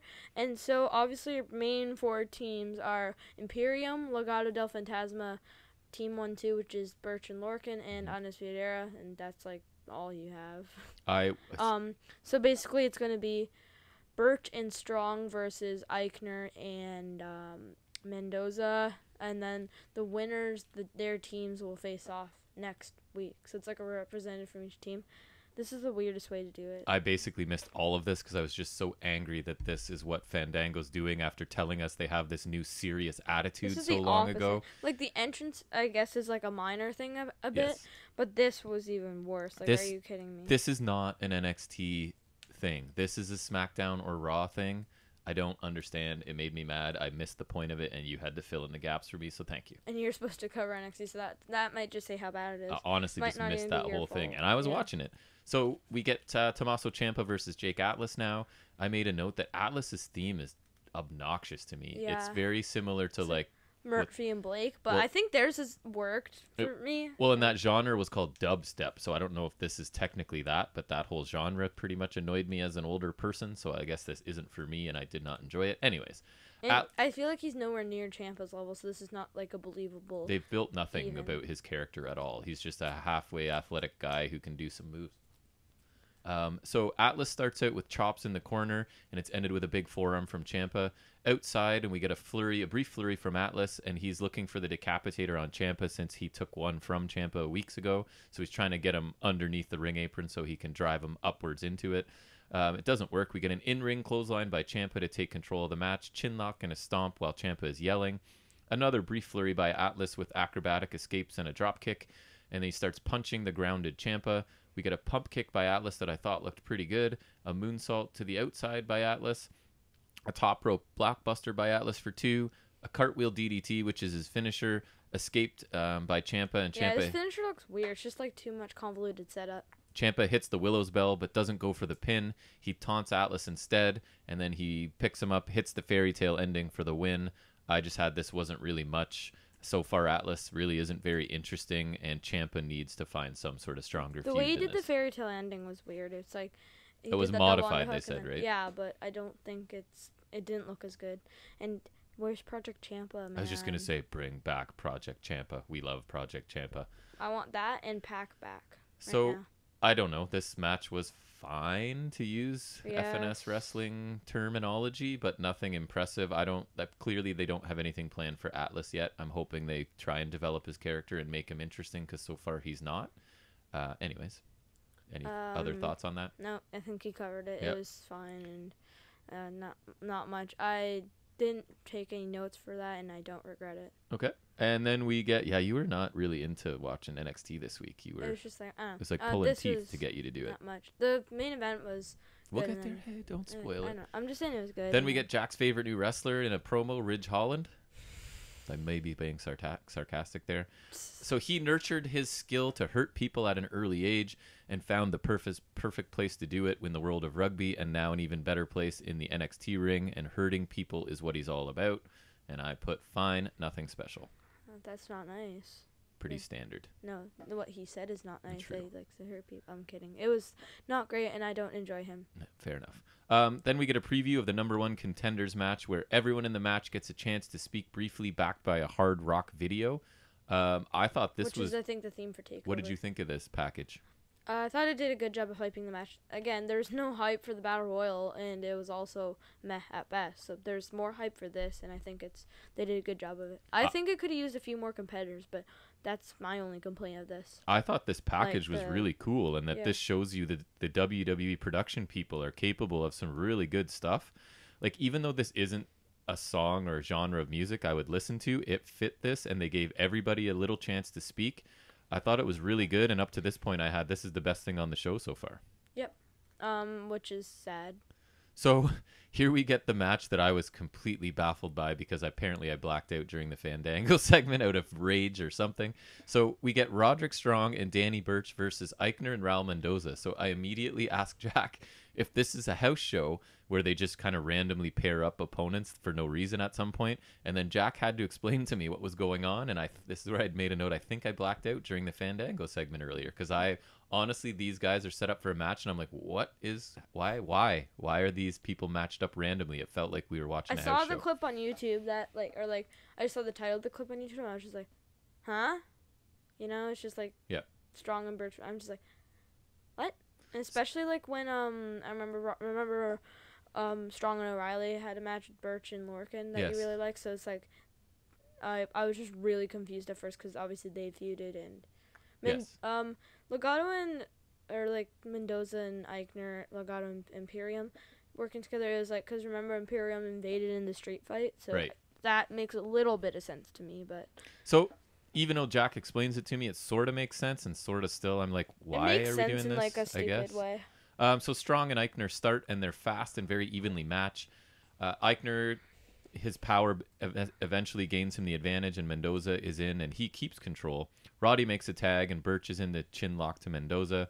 Escapes by Mendoza in a sloppy something they called getting caught by Birch. It looked kind of odd to me. It didn't look very clean, but they just said he got caught. So the announcers or the commentators didn't even know what to call it either. So I'm not alone there. Birch is knocked off the ropes, and Eichner is in for a chin lock on NXT, the chin lock show. Suplex by Eichner, Mendoza in to stomp Birch. Submission applied by Mendoza. Blind tag to Eichner, who takes out both of his opponents. Blind tag by Strong, and now he's in and on fire. A really big Olympic slam to Eichner that looked cool. Spine buster by Eichner with interference from Mendoza for 2. Mendoza's in with a drop kick to Strong. Birch tries to help out, gets kicked. Strong knees Mendoza off of the ropes, and a sick kick follows.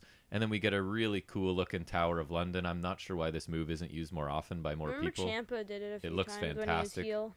Looked great. I like it. So Mendoza took that. It looked really good. If you don't know what that is, it's like they have their feet draped on the top rope, and then it's like just a cutter. Well, and if you don't know what it is, you can join the NXT commentators because neither of them knew what to call it either. And it's Birch's finisher, and neither of them knew the name of it. So anyways. Isn't that nice? That did end the match, and I thought it was a decent match and really picked up at the end. At the end, it was one of those where I was having trouble keeping up taking notes, which is generally a sign of some fast-paced action. Which is usually a good thing. So I thought 2/3 of it were pretty good, and the last third was quite good, would be my evaluation. Fine? That was a little better than fine. What did you Just think? A bit over fine. I thought it was fine. I've gone full circle from not knowing we said fine to trying to avoid saying fine to no, I kind of embrace it because honestly, some of this stuff is fine, and it's the right word for it. Right, and it's just like not terrible, but not good either. Not offensive, but not something you need to go out of your way. When we say fine, we're saying basically like don't go out of your way to see it, but if you end up seeing it, it's not going to kill you. Yeah. I guess. It was just kind of confusing setup, and it's just like and it involves Fandango somehow. So I would have loved a fun like 4-way tag. Yes. Maybe like elimination 4-way tag or something, because they're doing 2 other big multi-person matches for #1 contenders spots, so why'd they have to do a confusing thing here? And now that I think of it, I haven't thought about it before.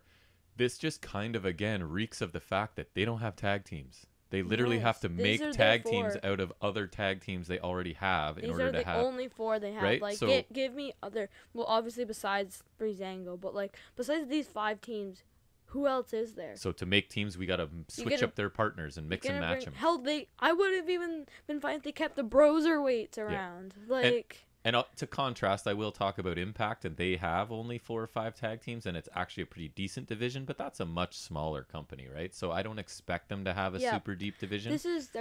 What are they going to do? Bring in grizzled young veterans again?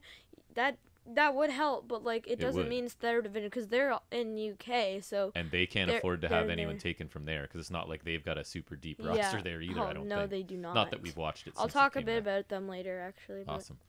All right, so moving on, we get Theory interviewed. Yeah, we need to just power through this. Yeah. Theory's interviewed backstage, is interrupted by Gargano, who gives him advice and says that if Theory softens Priest up, he'll remember it. So basically saying, you're about to face a guy I have to face in the future. Beat him up. So if you could really hurt him really badly, I'll remember it. Gargano's always interesting. He's got a really good presence. He's much better as a heel than I thought he would be. Not saying I still would prefer him as a babyface, but he does a good job with anything, to be honest. Yep. And then Theory tells us he doesn't need luck and he's just going to go win. Okay. Then we do get Austin Theory versus Damian Priest. And my first note is that is a main roster entrance. He'll be gone soon.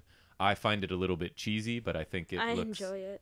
I think it's a main roster. To me, anytime they bring a guy into NXT and they clearly put that much effort into his entrance or presentation in general, it's because they have eyes on him being somewhere else, right? Even though they'll tell you NXT is an equal third brand and it's all just lateral moves. Right. It's not up and down.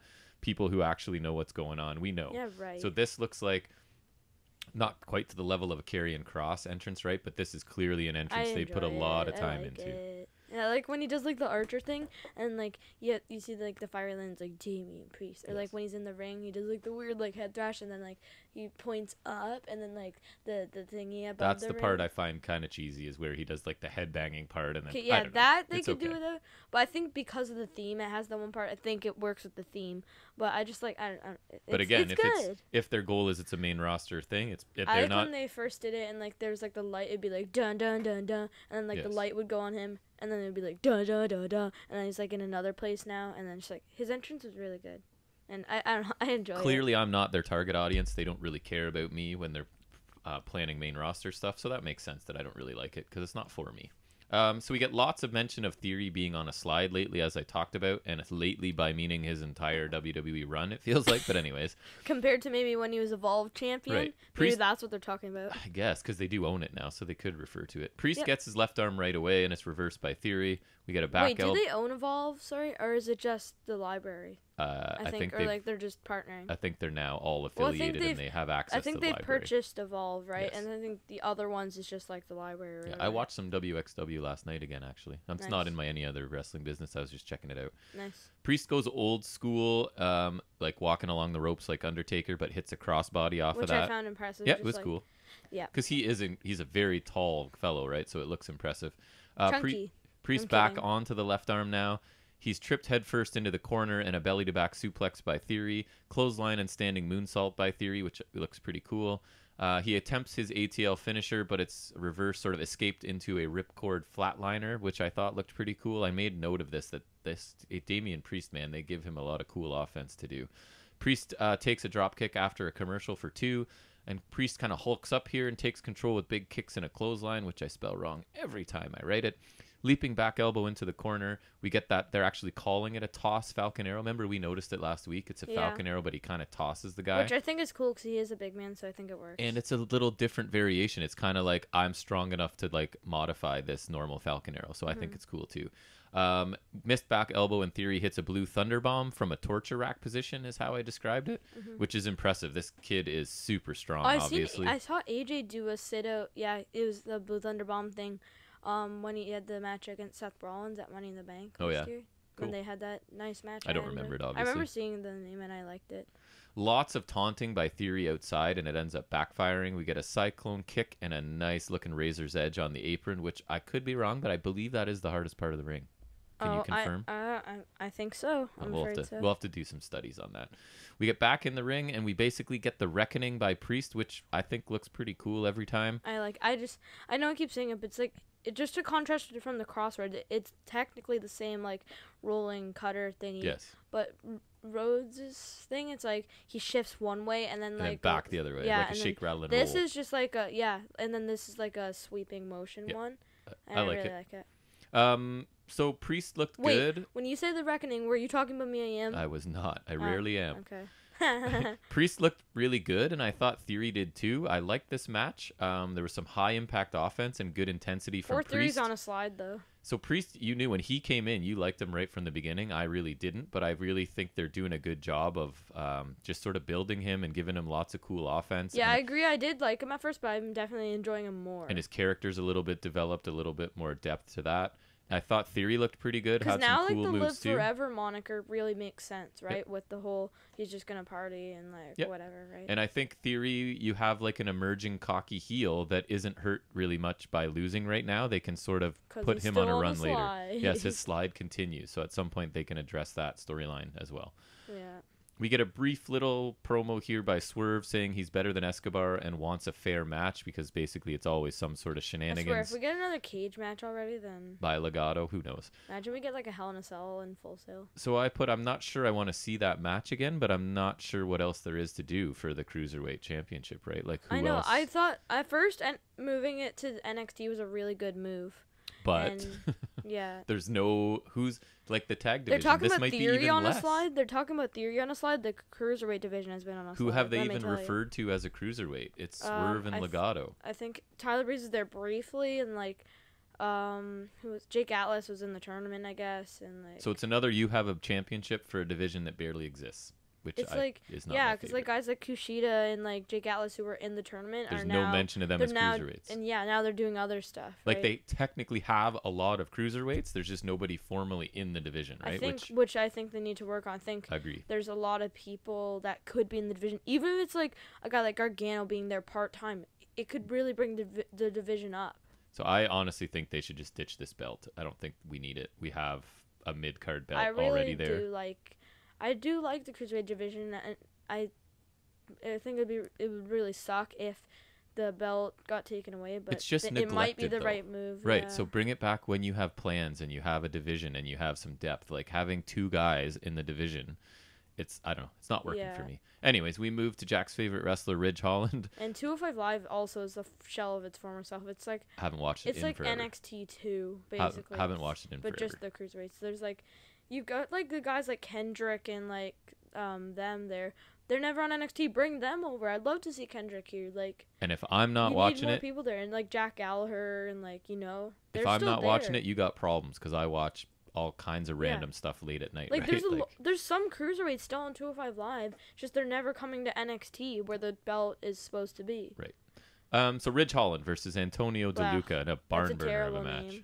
That's a terrible name. So my first comment is, hey, wardrobe department at NXT, where are you guys? Because Ridge Holland, this doesn't work. It's not a North American. No knee pads, weird trunks, terrible hat. It's more of the entrance stuff, like the little hat and the jacket and the club. Like this is not. I think he needs knee pads and taller boots. It's not getting over in North America. I'm surprised they don't know that. And his theme with like the lyrics, it sounds like a weird it sounds like a song you'd hear on the radio right now. Yep. Honestly, it's like not great. So basically, Holland throws DeLuca around with suplexes and tosses and stuff. Can I just mention how terrible of a name that is, Antonio DeLuca? Like, come on, you couldn't think of something better. He might have chosen that. I don't know. Then we get some violent, vicious headbutts in the corner, and what his finisher, which I actually think looks really cool. I think they called it the Northern Grit. We couldn't quite pick up the second word of that. I thought it was decent. So what would you call it? It was like I don't know, almost like a. It was like an inverted white noise almost, or.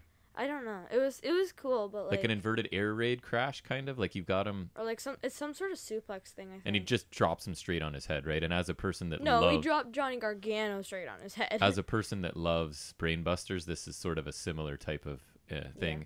So I thought the finisher looks really cool. This was a standard big man squash. He needs new entrance gear, new manager, or a manager I put, and a new theme. Needs new gear. Period. Yes. I'm not sure I love this vicious headbutting gimmick in 2020 after we've seen like wrestlers' careers ended in New Japan from headbutts and things, and in just what we know about concussions and whatnot. I'm not sure I need to see a guy who's people's faces close in a pandemic delivering multiple headbutts into people. But anyways, it was a standard kind of introduce the big man squash. So even though he's already lost twice. Yes. All right, so then we get Io is quickly interviewed, and she's never liked Candice and never will. Candice shows up and asks Io if she's scared because she knows she can't beat Candice.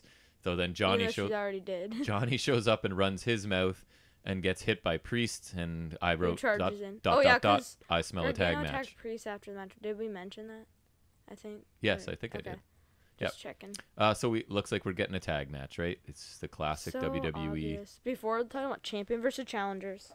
So then, I guess we're going right into our main event, which is this gauntlet match for the number one contendership, right? This is gauntlet eliminator match. Winner faces Finn Balor at what they're just calling Takeover 31, which I think is lazy, but whatever. Because Takeover 30 makes sense because that's actually an accolade, I guess. Well, I guess they can't name it after the location like they normally do because they're not going they did anywhere. like Takeover in your house. They could do some weird name. They have time to make nicknames for the main roster shows. That's true. But anyways, and then so it's Timothy Thatcher versus Kushida versus Kyle O'Reilly versus Cameron Grimes. Couldn't grasp the last name until he entered, which was Bronson Reed. Right. Of course, I don't remember that he was in it. So the gauntlet starts with O'Reilly and Kushida, and we get some not a bad start. No, a grappling, lots of grappling to start, but I thought it was really well done, and it also makes sense storyline. It also highlights O'Reilly too because that's his style. Well, and it makes sense because you have a gauntlet and you're the first two in there, so you don't want to be running around doing high risk stuff yet, right? It's going to make sense. You're trying to conserve some energy and just mat based offense. Yeah. So I thought that made sense. We get a flurry of quicker offense ending with Kushida in control, attacking the left arm of O'Reilly. Of course, we're going to get the gratuitous, aggressive Kushida, new Kushida. Stop it. We get it. Stop hitting us over the head with it. We have eyes. And remember, Theory's on a slide, and the apron is the hardest part of the ring. That's right. Forearms by Kushida, exchange in the middle as time winds down. And Kenny Omega's a single star. And Bronson Reed is next out, and he cleans house. We get a press slam by Reed of Kushida onto O'Reilly and a corner splash to both. Kushida flipping back elbow to both. Submissions and reversals by all in the middle, sort of ending in a suplex by Reed and a senton to O'Reilly. I thought Reed looked really strong through parts of this match. Yeah, I still don't like his theme. Well, it's different from his generic theme because he got a new one at TakeOver, remember? But sure. Both are bad. Remember, it's like, boy. Yes, I noticed that at the beginning. So nice flurry here by Reed. He gets up top and he's stopped by O'Reilly, who also climbs up. Kushida does his flipping handspring kick and kicks both of them sort of down from the ropes. Handspring moves are cool. This is where Dream sneaks in behind the ref's back and hits a DVD to Kushida, and the tsunami as Reed climbs back to the top. Question, is it not no DQ? Or no, because there was rope breaks, right? So I don't think so. Well, I don't know, but the ref wasn't looking. Doesn't matter. I guess. Tsunami to Kushida, and Reed eliminates Kushida. Like this because I'm not loving Kushida right now, so this was just enough of him, and it furthers his feud with the Velveteen Dream, right? And it gets Kushida out of this match because, to be honest, no offense, Kushida, you're not doing much for me lately, so I don't need you in here. Kushida should be in the cruiserweight division. So that made sense to me. Then we get Thatcher out next, and he takes a forearm from Reed right away as he climbs up onto the apron. So now we have all three sort of engaging in this standing switch in the ring until Reed hits each of them with a back suplex. So Grimes is in, and I have yeah, because he's my boy, and we've missed him for many weeks now. She should have won the ladder match, man. And he takes out everyone else. Nice running PK by Grimes, super kick to Thatcher, Thez press by Reed. Too many moves in succession there. It's a really fun sequence. I loved it. Mm-hmm. O'Reilly and Thatcher are then battling on the apron, and we get a knee strike to Thatcher by O'Reilly to knock him off the apron. We get Reed slingshots Grimes over the ropes onto two others on the floor, and now we have all four men outside. Thatcher rolls Reed in, but takes a huge leaping DVD from Reed, which I thought looked really nice. He gets both feet off the ground. Yeah. We rewound it. It looked cool. O'Reilly and Reed strike, and Reed power bombs O'Reilly for a 2 count. Again, they really made Bronson Reed look strong in this match, even though, spoiler alert, he's not going to win it. They made him look really strong in a loss. Yeah. Grimes hits and kicks Reed for 2. Reed tosses Grimes outside. Suicide dive to all three from outside as we come back from the commercial, and then all of them are ganging up on Reed, but ending up with a power slam by Reed. Thatcher thrown into Grimes by Reed for 2, which looked pretty cool. Thatcher and Reed are now both up top. Thatcher's down and missed Tsunami, and an immediate diving knee from the opposite corner for 3 by O'Reilly, right? Which I thought it looked really cool. I didn't even notice he was up there, and he just comes flying in with that knee because he wasn't involved in the action at that point and ends up pinning Reed, which I thought was cool. So Reed's eliminated, but I thought looked great in this match for the time he got. Yep. So now we got O'Reilly, and he's getting Thatcher's ankle, and they start to grapple, and then they're starting to strike. Grimes runs in, kind of out of nowhere, and suplexes O'Reilly. We get a belly-to-belly to Thatcher, and all three are down momentarily. Then we get more striking between O'Reilly and Thatcher. We get a sleeper on O'Reilly and an ankle lock to Grimes, kind of all at the same time. So you've got O'Reilly and Thatcher sleeper, and O'Reilly also with an ankle lock on Grimes simultaneously. And then back to more striking from O'Reilly and Thatcher. Backslide for 2 by O'Reilly. And then he immediately pretty much transitions into a roll-up, and he pins Thatcher. Thatcher's eliminated, and we're down to Grimes and O'Reilly, which would be my 2 preferred winners of this match in the first place. Ironically, the first and last entrance. So Grimes immediately strikes and gets a 2 count. Grimes talks trash, and unfortunately this fires O'Reilly up. I have an awesome whatever it's called, because he does it every time by Grimes, that C4-ish crossbody flipping that somebody WWE, give that move a name. It looks awesome. He does it all the time. It's clearly his signature, and Grimes is amazing. Give this move a name, please, somebody. Yeah. All right. More strikes, really good. And I'm constantly listing strikes and things, and that's not to say it's boring. I like their striking looks awesome, okay? We get a nice head kick by Grimes, a sudden knee bar by O'Reilly for a really quick tap out, which I liked, because if you really apply these submissions the way they're meant to be, people are going to be tapping out in seconds, not taking minutes to tap. So I'm happy for O'Reilly here. He hasn't really been built as a single star, but he deserves a chance. I really enjoyed this match. I thought the end section with Grimes and O'Reilly was really good. Reed looked super strong in all of his spots. Thatcher and O'Reilly, I thought, worked really well together, and I enjoyed this match from start to finish. What about you? Yeah, I enjoyed it. It was a new concept for WWE, and this is really good for O'Reilly. Finally getting a shot, because he was I think one time, I don't know. He won the ROH title. He did, which I honestly, when I used to watch him back in the day, I never thought he would be a single star. So with him and Bobby Fish as a tag. This is him getting his chance here, and I thought it was good overall. And again, new concept, so it makes it a little more interesting. And a good Canadian boy getting his shot, right? Yep. Which we're always supportive of our Canadian brethren. It doesn't come by too much, so. So overall thoughts on this show, young man? A lot of ums. Not B minus. B minus, okay.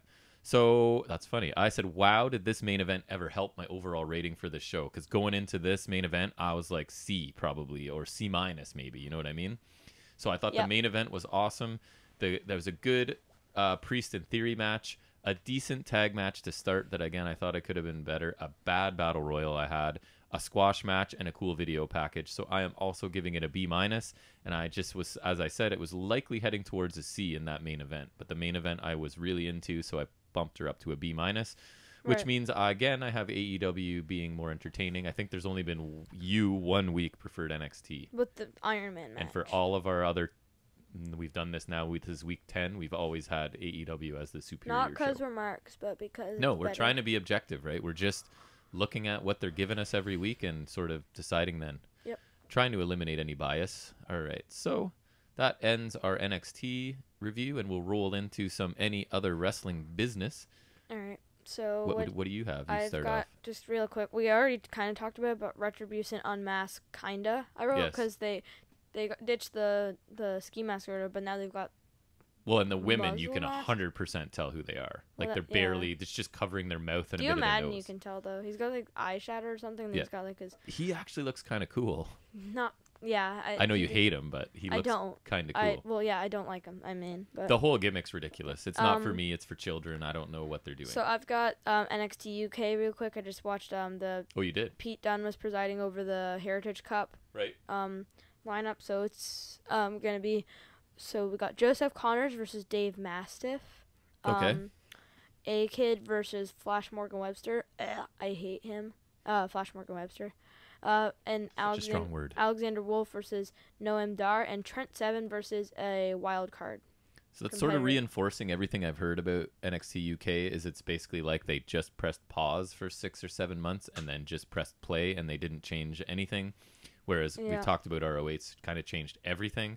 It looks like NXT UK did not. And I was watching the product before pandemic, not really loving it. It was okay here and there, right? But I am not back into watching it. It's just not marquee. It's nothing really. There's enough other wrestling on my radar that I don't really have time for NXT UK. UK fans love it, and good for them, but it's just not prominent. And when they do a pay-per-view, I'll probably watch it, and I'll probably enjoy it. But the weekly programming, not so much. So I've got another thing, but I'll save it for last. All right. So I did check out Ring of Honor again. You guys know I loved week 1 of the reset with this Pure tournament. Week 2. Is that all they have right now? That is the entire show. Huh. It's 51 minutes of just the Pure Wrestling tournament. Interesting. So this week the continues. I have a question. Do you know who the world champion is? Of ROH right now? Yes. Is it PCO still? Probably. I feel like. I think it was. Did he beat Roosh, right? Oh, it might be Roosh too. You're right. I don't I'm not know. sure. One of them. Because it was so bad we couldn't watch it. So we tried and Last it was just I knew it was Roosh, but if it's PCO, he probably beat Roosh. Roosh sounds right. So the Pure Championship Tournament continues with 2 more matches this week. We're going to get David Finlay versus Rocky Romero. David Finlay is a descendant of Fit Finlay. Yep. And Matt Sydal versus Delirious. So the show starts again with Quinn McKay recapping the action from the previous week. As I said last week, she does a really good job, but I have one minor criticism that's not her fault at all. The camera is pulled in too close to her, and it's awkward. She like fills the entire frame, and she makes these almost constant awkward gestures with her arms and hands. So what she's saying is actually really good, but then she's constantly having to do, and the camera's pulled in, so she's like filling the screen. I feel like they just need to pull back a little bit. I'm not sure. I'm not a film major, but I there's something needs to be done there. She sounds really good. Doesn't look so great with all the gesturing. Yeah. Anyways, Lethal and Gresham's post-match comments from last week are shown. So this is very super New Japan feel, where they talk to wrestlers after the matches are done. I thought they both did a good job. Again, it's being passed off as completely serious, right? This is a real tournament. So the only storylines are what's going on in the tournament and how these characters know each other from before this tournament. So if that's something you're into, you're probably going to like it. If you want sports entertainment stuff, you're probably not going to like it. So 2 more amazing pre-tape packages before the Finlay-Romero match. It introduces each character again. They're literally like, my name is such and such, and this is my story. Was Rocky Romero in a team with Trent Beretta? Yes. He, Roppongi Vice? Yes. Yep. Why do I remember that? Again, it introduces them and explains how they know each other really well from their time in New Japan, where it's basically almost a mentor-protege relationship. So Who's the mentor? Rocky Romero. He's been around forever. They both did a great job. These simple videos do enough in the few minutes they're given to make me want to see each match. It's so simple to build a story. They have a history together. They're both in a tournament they want to win, so they're going to have an intense match. Super simple, really well executed. So then we do get Finlay and Rocky Romero, and as I said, it's basically this protege mentor match. Really good match where each wrestler got fairly long stretches of offense. I'm not going to go move by move in any other business stuff. I haven't seen Finlay in a couple years. I sort of lapsed in my New Japan following, and man, has he improved a lot, and I thought he looked pretty awesome in this match. And he wins with his you're not going to like it. He calls it the last shot, and I believe it was a really nice looking Ushigoroshi or something similar to that. I knew you. Not only do I find that disrespectful because the last shot is the Adam Cole Shining Wizard, but also there's a chance he had first. I don't know. Adam Cole uses the Ushigoroshi. You're gonna have to prove that he did it first. That is disrespectful. Finlay might have done it first. No. So we get a package now. So that was a pretty good match. I enjoyed it. Actually thought Finlay looked really good, and it was a good match. So then we get packages for Delirious and Sydal now. And these guys have a huge connection too, right? Whether it's real or they're playing it up or whatever, they do a good job. So basically they came up together as the only 2 super mega wrestling fans in near the St. Louis area around 2000 when they were both sort of entering the business. So they've been sort of linked together since then. I told you, I showed Nate a little bit, your brother. Delirious speaks in complete gibberish for his entire 3-4 minute video, yet they put subtitles on it. So other than that, he's very subdued, and the commentators even pointed out, because normally he's way more outlandish and strange. So there's even at one point I think in his little video, he's just going dot, dot, dot, dot, dot, dot, dot, but there's words coming up across the screen, right, of what he's actually saying. So kind of funny, but kind of serious at the same time. I thought it was pretty cool. At some point we learn in this match or before it, that anyone interfering in a match in this tournament is fired from ROH. And I think that's been upgraded, because last year I'm pretty sure they just said that person would be removed from the tournament, but they've now got, that would open a loophole. Last week, I'm saying, this tournament. So that would, there'd be a loophole, right? That somebody from outside the tournament could come and interfere for you. So they've now closed that loophole and said anyone interfering is fired from ROH. Okay. So we get Delirious versus Sydal. I thought this was another good match. I preferred the first match of the night, but this one wasn't bad for sure. It ended with Sydal reversing a Cobra clutch and Delirious tapped out.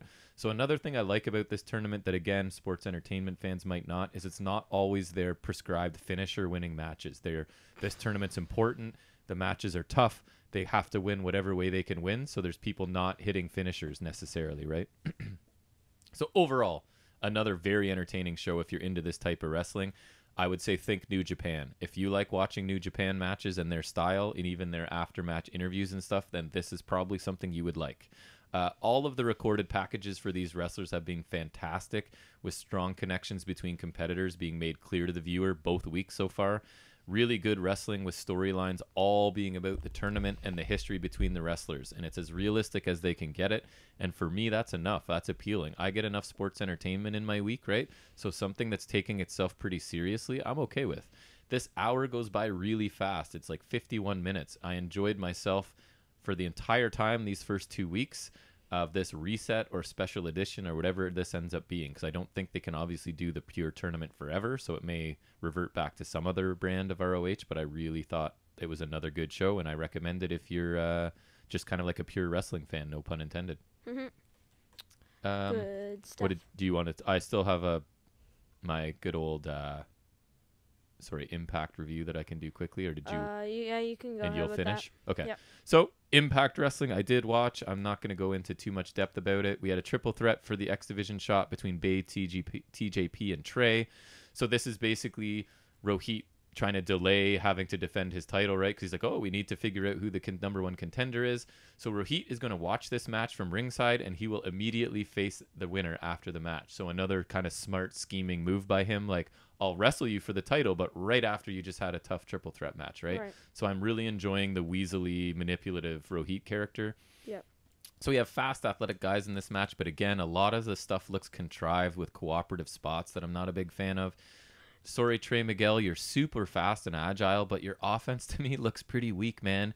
Your kicks and your knees and stuff don't look like they would hurt, but you are lightning quick, I'll give you that. So Trey wins, and Rohit immediately basically rolls him up to retain the title, which I thought was kind of funny. And Rohit, to me, honestly, might be the best thing on Impact. And I know he's just a minor character at this point, but he's being written for very well. He's like a classic, slimy, sneaky, old school heel. I think they could have done a cheap finish to his title defense, but I don't think it should have been like right away like that. I kind of liked it. This is his whole thing, right? He's setting it up to either not defend his title or to defend it against weakened opponents as quickly as he can. I kind of like it. We get Susie defeated Kimberly in what was a pretty decent match. Susie showed signs of becoming Sue Young again. Kylie Ray has to come talk her back into being her Susie character. Purrazzo then shows up, and Kylie is mad, and she'll face Purrazzo at, I think, Bound for Glory is what they said. So they're just further setting up that match that I'm actually looking forward to. I'm not trying to make it sound like I'm not. Purrazzo's awesome. I think Kylie Ray is better than I thought she was, so that should be a pretty good match. The women's division I enjoy, and the tag division in this company mostly. So Heath's video promo comes up, and this was ... very Terrible. entertaining. Actually. No joke. Huh. So this was funny. He's still doing sort of the WWE gimmick, but I can't deny I was entertained by this little video package. His kids come by and ask if they can have a slide for their pool, which is funny because A, clearly they're already not hurting for money if they have a pool, right? And B, Heath looks right into the camera because his kids are like, Daddy, can we have a slide for the pool? And he looks into the camera and goes, I don't know. Can we? Like, it's kind of up to you to sign me.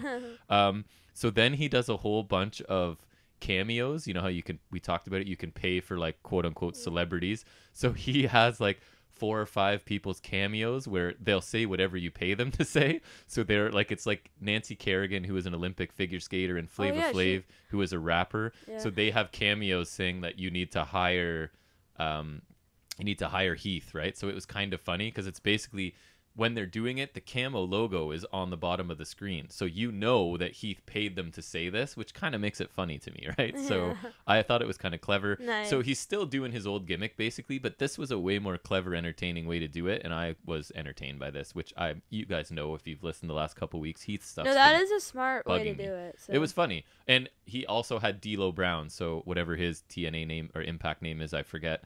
So that was an actual live one where he's there with Heath saying to hire Heath. So yeah, this was a funny little package. Nice. Then we get EC3. Here's my summary, and you're going to know how I feel about it. EC3 talks some more and says a lot of words in an intense way and asks for people to help Moose find his belt and post Moose's phone number on the screen. EC3 thinks he's cool. I'm not so sure. His first gimmick was better. Yes, he's trying way too hard here, and he's trying to use these cryptic big words and thinks he's sounding intelligent, but he just sounds like a guy who's trying to use big words. Taya and Rosemary talk about stuff. Problems, helping each other. Bravo's planning the wedding, so they have time to help each other. Bravo talks to a group of wrestlers about being groomsmen, and of course, Alicia gets a chance to speak. Deaners yell, "This is lame," and I'm out on this segment. Myers is called a cheater by an interviewer and gets mad and throws a table. Tommy Dreamer shows up and tries to talk Myers out of his bad habits, saying like, you're in a new company with a fresh start. You can't do all of these stupid things you used to do. They argue, but eventually Myers agrees to go clean up the mess he's made, which seems kind of weird. But now he and Tommy Dreamer have beef. I've started a list of talent that would not be on my Impact roster, and Tommy Dreamer is one of them. Okay. The Deaners are attacked by Eric Young on the way to the ring. Guardrails, punches, Young sending a message. Rain doesn't understand. The world belongs to Young. Pile driver to Cody in the ring. Twitchy Deaner, as he's twitching from the pile driver, tries to break the ankle. Jake stops it. Jake eventually gets taken out too. Eric Young's conscience is clear. Whatever happens next is on Rich Swann, Eddie Edwards, and Scott D'Amore. Eventually, all of them come out and more, and it finally ends. So Eric Young does a good job with his character, but honestly, this was a crazy long segment of non-wrestling. It just kept going on and on. I get it. Vicious attack on the Deaners, take them out. That's great. It could have ended there or even before that. This went on a really long time and was way too much, even though Eric Young's doing a good job.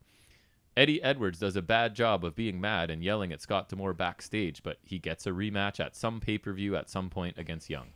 Probably Bound for Glory, but... You can tell how frustrated I am. This is just very quick notes. RVD match I refused to watch, but Sami Callihan was standing tall and his music was playing at the end, so I figure he won or something. But I'm now to the point where I will not watch RVD and the She Who Shall Not Be Named. I won't watch them. It's just it's not worth anyone's time. They need to be off TV anyways. Tag teams argue about who's number one contender. Bottom line is we're getting Austin and Fulton against the North next week, it looks like. And quickly into our main event, Jordan Grace versus Tennille Dashwood. I haven't seen Dashwood in a while, but I did sort of like her. I thought she had some potential to be a pretty good heel and a decent wrestler. So Dashwood dominates the match early while her photographer is taking pics outside the ring. A crazy Michinoku driver by Grace that Jack was upstairs doing something else, and I sent him a video clip because it looked like it broke Dashwood's neck. Right. It looked really good. Huge spine buster by Jordan Grace. The more I see her, the more I like her. She's a freaking powerhouse, and I think she's so good now because back when I saw her last time I was trying to watch Impact, she was decent, but I feel like she's gotten a lot better. I think she was feuding with Tessa when we were like, I think we were there. And I think she's a lot better now, man. I'm very impressed with her. We get a distraction by Caleb Conley, and with a K, he always has to say, and a spotlight kick for the win.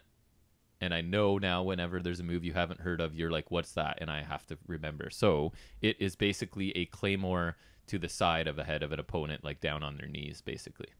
It looked okay. Good match. I thought both of them looked pretty good, and there was some really good high-impact stuff from Jordan Grace. So then we get Eddie Edwards is attacked by a mysterious attacker right at the end of the show, and it basically fades to black. Eric Young. So we've got someone attacking people around. Young. This is not a great show. Will it ever be? The Heath package was good. The main event was good. And the Rohit storyline is good. The match was just okay. Eric Young is cool, but we only needed like 20% of that segment to get the point across. And the rest of the show wasn't very interesting to me. So I said it was a C show and do not start watching yet. I'll let you know when you should start watching. Nice. So, any other wrestling business from you? Yep. So we're going to do some Clash of Champions predictions. I got a link to the match card. All right, cool. This is off the cuff. I haven't thought about this. This website is trying to give me notifications. You will get my immediate reactions to these ideas. So first, we got Drew McIntyre versus Randy Orton for the WWE title. I believe this is an ambulance match. Ooh, I will take... I'm going to have to I'll just go with McIntyre. Let's go two things. What you want to happen and what you think will happen. Okay. What I want to happen is Drew retains. What I think will happen is Orton wins. Okay, well, I think, I want Drew to retain. I think Orton will, RKO him, punt him a couple times, and send him in the ambulance because the punt is so dangerous. Right. All right, what's next? Let's see. Universal Championship, Roman Reigns versus Jey Uso. I want Reigns to win in an absolute beat down and massacre of his relative. I think Reigns will win, but I feel like it'll be a little more of a people are saying that he's gonna get match. The Lesnar treatment and just dominate people. Yes. But I don't think that's gonna work because just for him specifically, because it's been so many years of the opposite of that. So I don't know if they can just boom, now he's gonna dominate people. I think he should, and this is a tag team specialist who has no history of being a singles wrestler, who's just sort of being thrown He could in. dominate this one, but say he were to face Sheamus in this match, then I don't think it would work. No, I agree. But for this one, I feel like they're gonna make it more competitive than I want it to be. He should just kill this guy. Yeah. If this is what I do to my family, imagine what I'm gonna do to you. Mm-hmm. All right. So the match that I'm most excited for is the Intercontinental Championship ladder match between Jeff Hardy, AJ Styles, and Sami Zayn. I watched a segment on SmackDown, so there is going to be both belts hanging up, which I enjoy. I want Sami Zayn to win. I want Sami Zayn to win as well. I'm afraid. I think it'll be Jeff. Jeff Hardy will. Although I'm okay with that. I am not, but anyways. Face paint. Yes. Well, I'm just gonna be happy with the visual of the two titles because that's a callback to WrestleMania 10, y'all. Mm-hmm. SmackDown Women's Championship, and for the millionth time, Bayley versus Nikki Cross. I want Bayley to win. I think Bayley's gonna win. Ditto. Nothing really to talk about here. Nope. Nikki Cross does nothing for me. Women's Tag Team Championship, Nia Jax and Shayna Baszler versus the Riot Squad. So I want Baszler and Nia Jax to do similar to what they did to Sasha Banks. Just wreck these fools. Agree.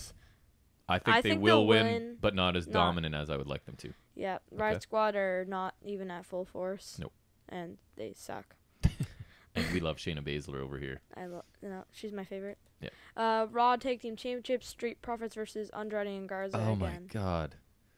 Without Zelina Vega. Is this the 60th, 70th time? Without Zelina Vega, though. Couldn't care less. I will say Street Profits, I guess. I'm going to say since Garza and Andrade never, ever, ever win anything, that they're going to win. Just because the WWE makes no sense. I want them to win, but I'll just go with Street Profits. And I'm going to say they're going to win.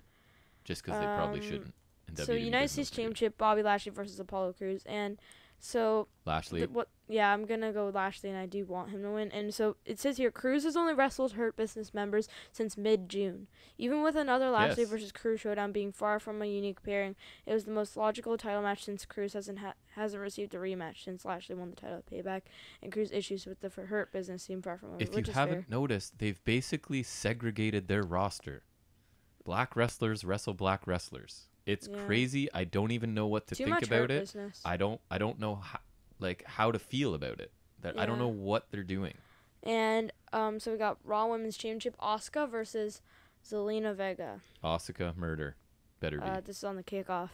Yeah, so Asuka wins. Yeah. Impressively. Sorry, Zelina. Should happen. Should have stayed a Love her, but she's not. I mean, she's an okay wrestler. She should. can pull off some pretty cool moves, but it's Asuka.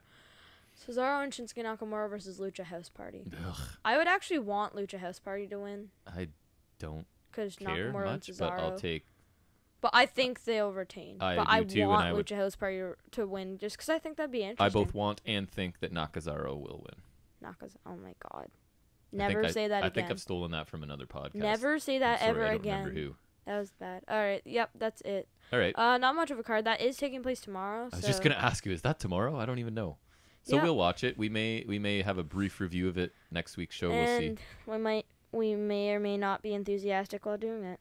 Yeah, it's weird because I don't look forward to main roster pay-per-views lately, right? Like we used to be like, all right, because we have a tradition, we'll watch it, we'll make nachos, we'll sit. Oh yeah, maybe we'll get nachos while we're out today. Yeah, we should. But it's just like now it's like, okay, we'll watch it because it's what we do, but we're not pumped about it, right? So that's disappointing. Maybe just Come the on, main wrestling. four. Even then, the big four, I'm like, yay, it's a big four, but then I'm just like, it's a big horror. Well, you usually come in with this mindset of it's gonna suck, right? I'm a little better at going, I'll be open-minded and see.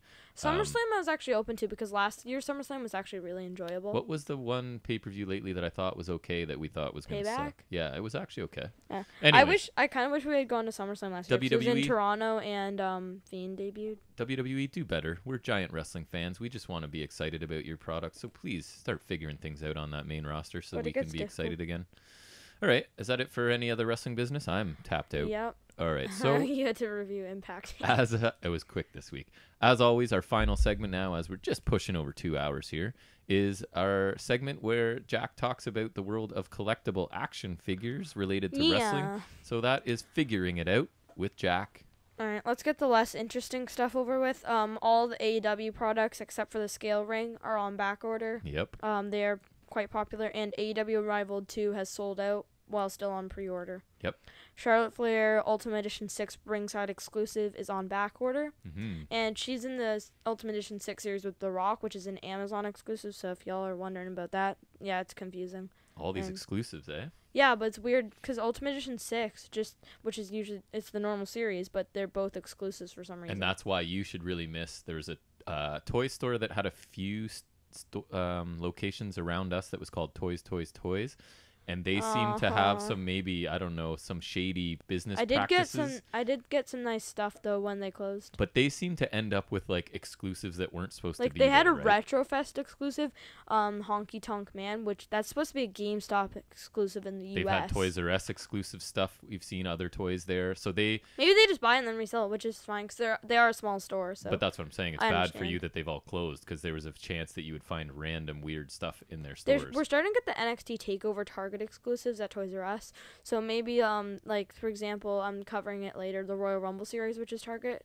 Maybe so bottom line, we'll R.I.P. Toys, Toys, Toys. Yes. Their prices used to be insanely. But then they got, like, cheap. Some of them were cheap and then some of them were expensive. It honestly depended, but sometimes they were good prices. That probably explains why you saw them close, right? They were we weren't shopping there because they would just take stuff from Toys R Us and mark it up 30%. They're not too close to us. No. If they were closer, I would go there more. They're gone. Sorry. Anyways, carry on. So then we have the Royal Rumble 2021 Elite lineup has been leaked. Not official, but damn near it, I would say. Okay. So we got Umaga, who I'm personally pumped about. You have talked about this very much. It'll be either Royal Rumble 2007 and Last Man Standing match against say his name John correctly. Cena. William Regal says it. Umanga. Yeah. Incapable of saying it correctly. It makes me laugh every time. Or 2008, which is the more interesting attire because he wore red tights, so I think that'd be Umaga was cool, man. I liked him. Stone Cold Steve Austin, which will either be, I think it's most likely it'll be 97, 98, or 2001, which are the years he won the Royal Rumble. Right. 2001, I think, would be the best one because then I think it's possible they could do an alternate bloody head scan, which I would love, and then I would totally buy it. That's an interesting idea. Yeah, I just think because now they're doing that so much, and I think, it's a bit extreme for a kid's toy, but, like, that's why it's alternate head. Well, and that was one of the ultimate, like, super bleeding spots, right? When Austin did that. And then Ultimate Warrior. Was that the double turn match? No, that's WrestleMania 13. Oh, sorry.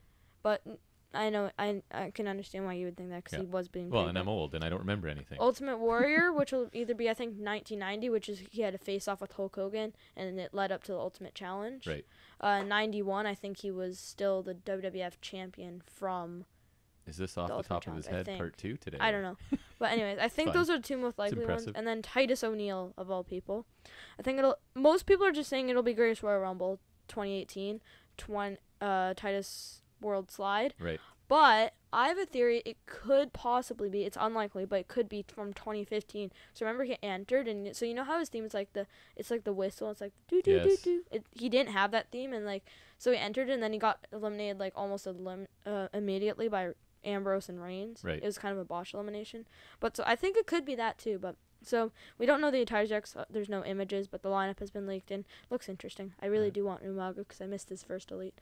And I like the ones where the body shape is unique, right? Because they can't just reuse someone else's figure generally. They have to actually make it. Another thing is, so the first Umaga figure had the thumb for the Samoan spike. Yep. But now with alternate hands, it's just easier. Now you're not stuck with the weird thing.